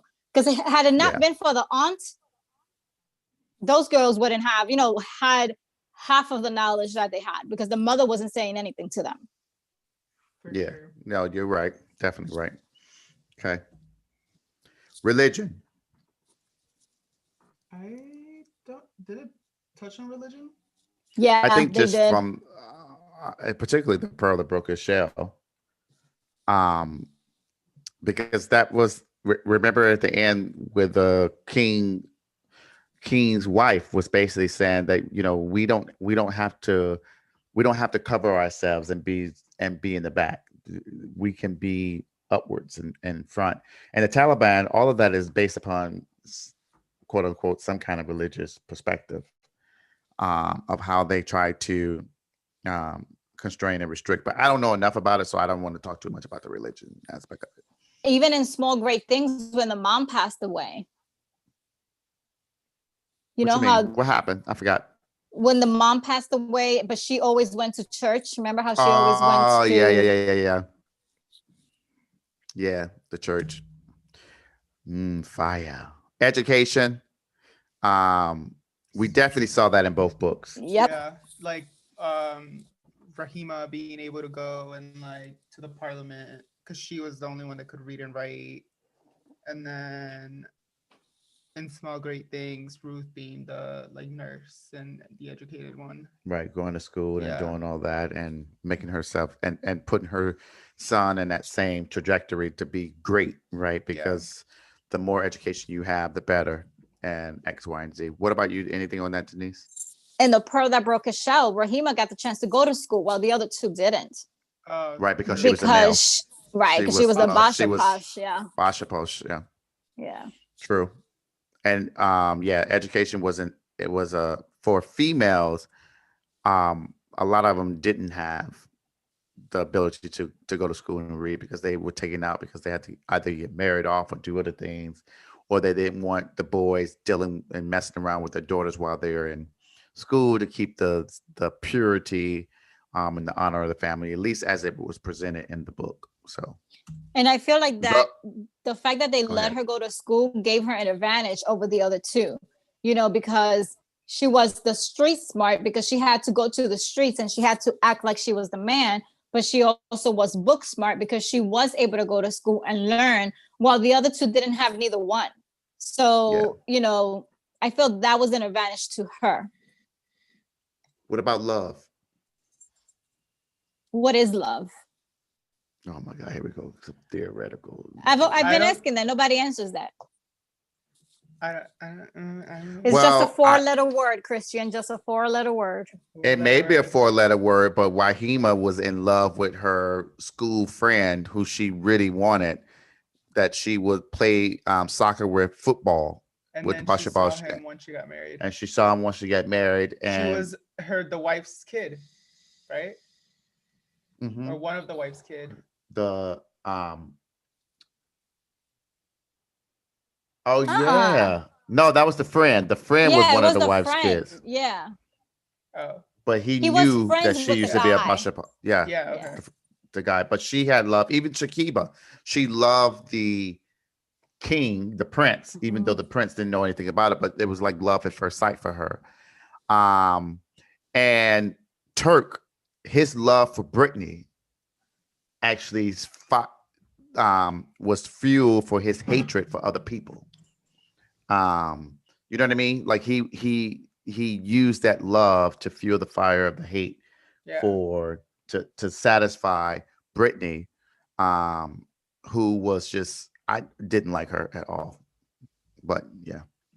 So this is I gotta go back. This is why I always ask, what is love? Because the examples that you've given is a male and a female, or two bodies, right?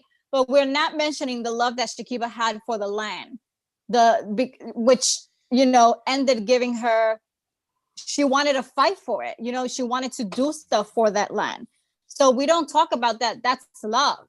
We don't talk about oh, what was the other one for small great things? The love that Ruth had for her profession, because she loved being able to be that nurse. She loved being able to speak to the, to just handle the kids, to give them that affection. No, Like, you bring a very good point, actually. Yeah, no, and that's the whole.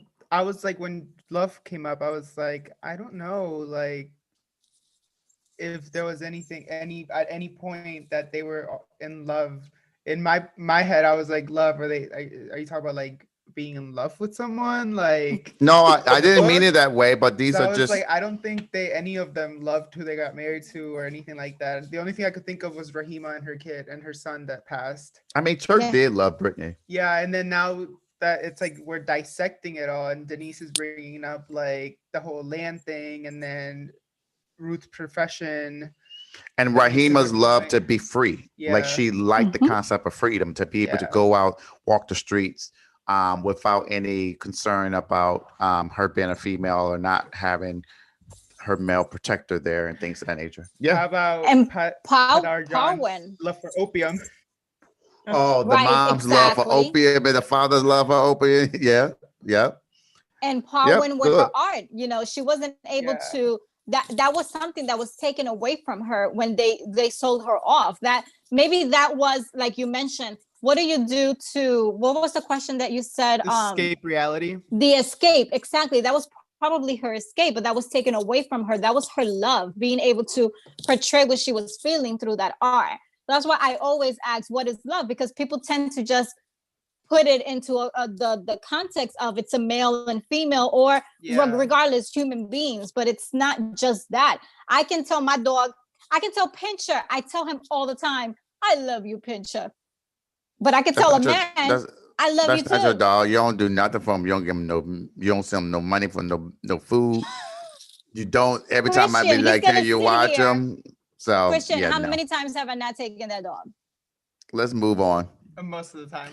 Next question.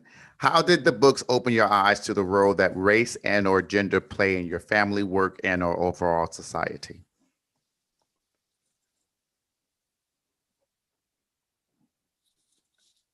I mean, with the whole. What are you laughing over there for? Because we always stay quiet. Every time you ask a question, we always like, who's gonna talk first? It's because I'm like reading. I know I was. You're right. No, but in the Pearl that Broke Its show, I think it plays along with like the whole gender thing. Like females literally had no rights. Everything was stripped away from them. They couldn't do anything in both stories. You mean Shakiba and Rahima? Yeah, in both of their stories. And you know what I want? I want some nachos, but go ahead. I just thought about that. Go ahead. It's been Wow. like 6 hours since you had your last nachos. I think you're fine. But yeah, that played a big role in like the whole gender part of it. How did it? And someone else can go now. I agree wholeheartedly in regards to the Pearl that Broke Its shell, but gender also showed that, at least in the story, I'm not saying this is necessarily true, but that females are inherently, at least as presented, inherently maternal, and they are very strong when it comes to their connection to the children. I think that was shown in the book. I think in my family, particularly, I think that's true. A lot of most of my family members grew up in single parent home, single parent being the mother who's raising males, because all of my up until my little brother was born, all of my aunts, everyone had 2 boys and 1 girl, right? And without fail, they all were raised by single family, except for their moms, except for fathers were there in some stories for some period of time, but that showed me the strength of women, period. And even my grandmother raised all of her children as a single parent, primarily because my grandfather died. At least my mom's father died when my mom was like 8. It was 8, because that was the same year that Martin Luther King died. So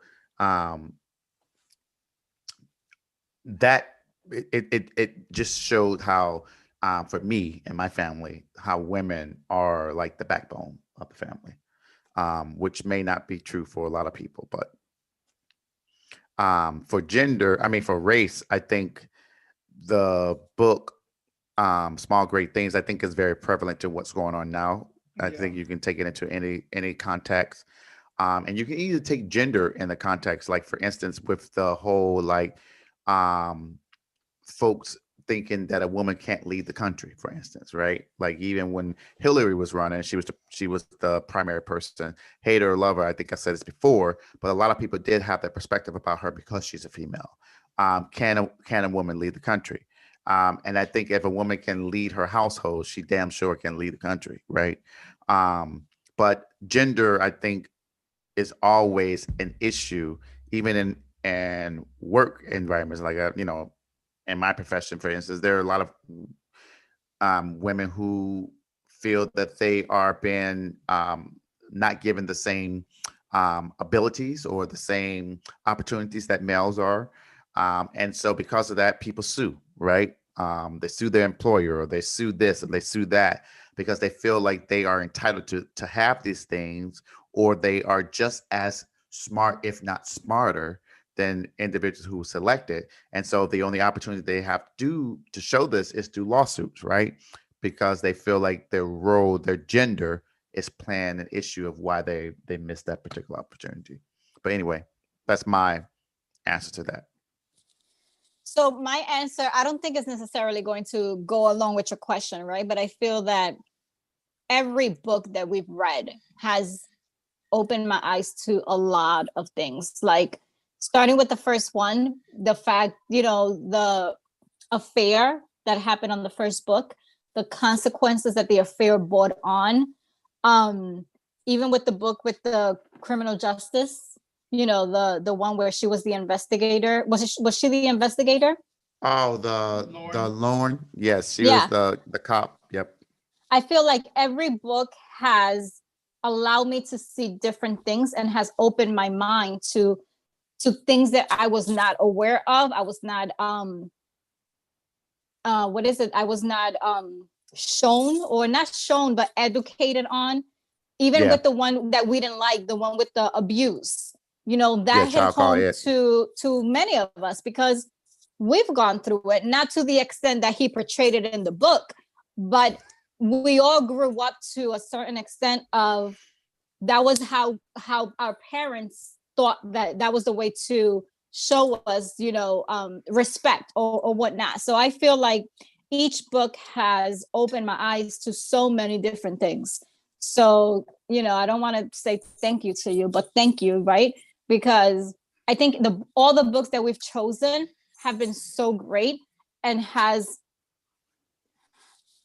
it hits on so many different things. It hasn't been just on one thing. It hasn't been Right. just on race. It's been on so many different things that I like it. Even the one now is showing us the Mexican side, the narcos, well, I don't want to talk a lot because we have to do a review on it. I mean, that's if people show up for it, but go ahead. But it's just Now- like each book that we've chosen I'm okay with how this is going. But I was just going to say, you mentioned the first book, but think about this. Remember, we started this just the three of us doing the book review, the first book review, and now this is the only other time it was just the three of us doing a book review. Now we're doing both. But again, that's due to my error, not the other members' error, because I effed up and messed up and lost the footage. But it is what it is. But yeah, no, I agree. I think all of the books have been very insightful in some form, shape, or fashion. Mhm. And I am going to say thank you to me, because this was an excellent idea. It was. I Yeah. have to agree. Kudos to you. All right. Would you recommend A Pearl That Broke Its Shell? Why or why not? For sure. Definitely. It's an eye opener. Yeah. Why? And it's interesting. I finished it in literally a day. Well, you had no It choice. gives but us an insight into their culture, it gives us an insight of what they have to live, because this still goes on. We may think that although these books are fiction or nonfiction or whatever, it's nonfiction, right? No, it's fiction. Fiction. Oh, whatever it is, this happens. You know what I mean? This is things that they're probably still going through. So it opens your eyes to see what each culture has to go through or live through. So that's why I would recommend it. Is the next question about? Would you recommend Small Great Things and why? But tying in with what Denise just said, that it shows like what each person has to go through. Both of those books showed those things. So yeah, they were both great books, and I definitely recommend it. What I also liked about these books, I will recommend them both as well, but I just thought about this too. I'm glad I know that you both were like hesitant of me trying to do this as a joint book discussion, but if you think about it, it was easy to do. Yeah. Like the themes throughout, and even the way the books were written.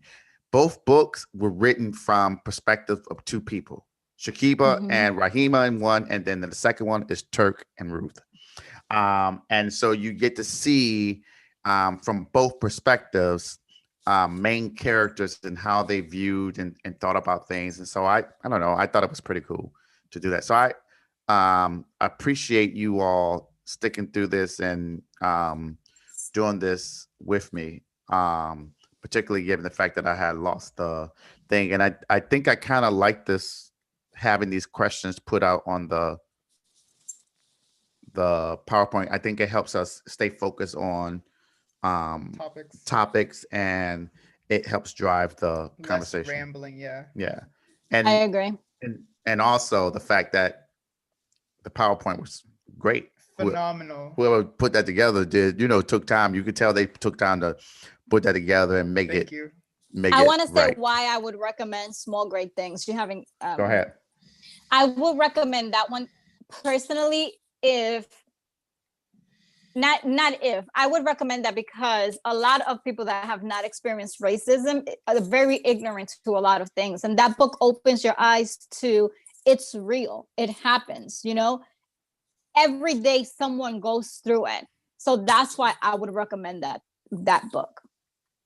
And people go through it in very subtle ways. Like sometimes racism it doesn't smack you in the face to say racism.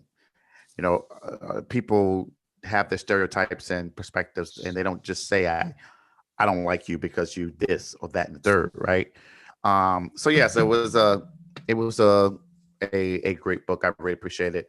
Now my new boss actually has a book club too, apparently, and in her office she had another book by Jodi Picoult, and I was telling her about the fact that we read this. I forgot that book, and I was like, I really like her. But one thing that I will say that I've read about her is that she's very formulaic. What does that mean? Why you don't want why are you not on your video? I'm sorry, because I have the list of the books, and I wanted to, because I feel like I put in here another book. I did the Book of Two Ways. Was that the book? I don't remember. I need to see. I have another book of hers. It's the Book of Two Ways that I want us to read. That's why I went back to it, because I wanted to see if I had something else from her on our list. Oh yeah. So no, she just said it's very formulaic, and she's a formulaic, meaning that the way she writes is consistent in every book. In other words, you kind of know what's going on. But I don't know. That was her opinion about it. But well, in the book, in the Small Great Things, she mentions how she sat with different people to be able to understand and to be able to write the book. So I feel like I personally think that she did that because it made the book turn out the way it actually did.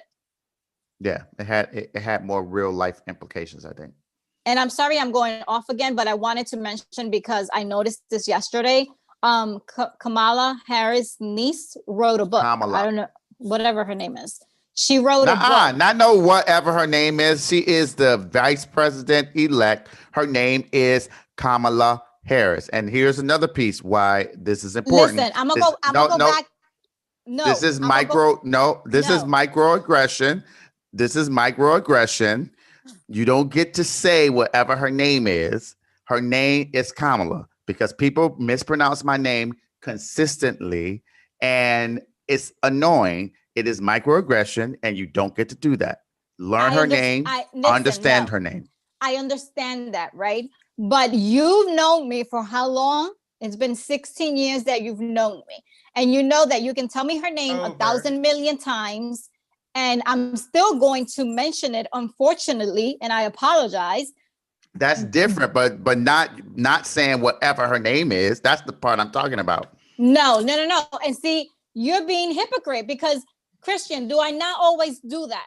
Every time I mispronounce a word, I always say, however it is, whatever it is, because I don't know the pronunciation. And no matter how many times you correct me, in my head, I get what you're telling me. I'm going to give you that. But at the same token, this is a beautiful moment, right? Because this is what Adisa was saying, right? This is what Adisa was saying from Small Great Things, right?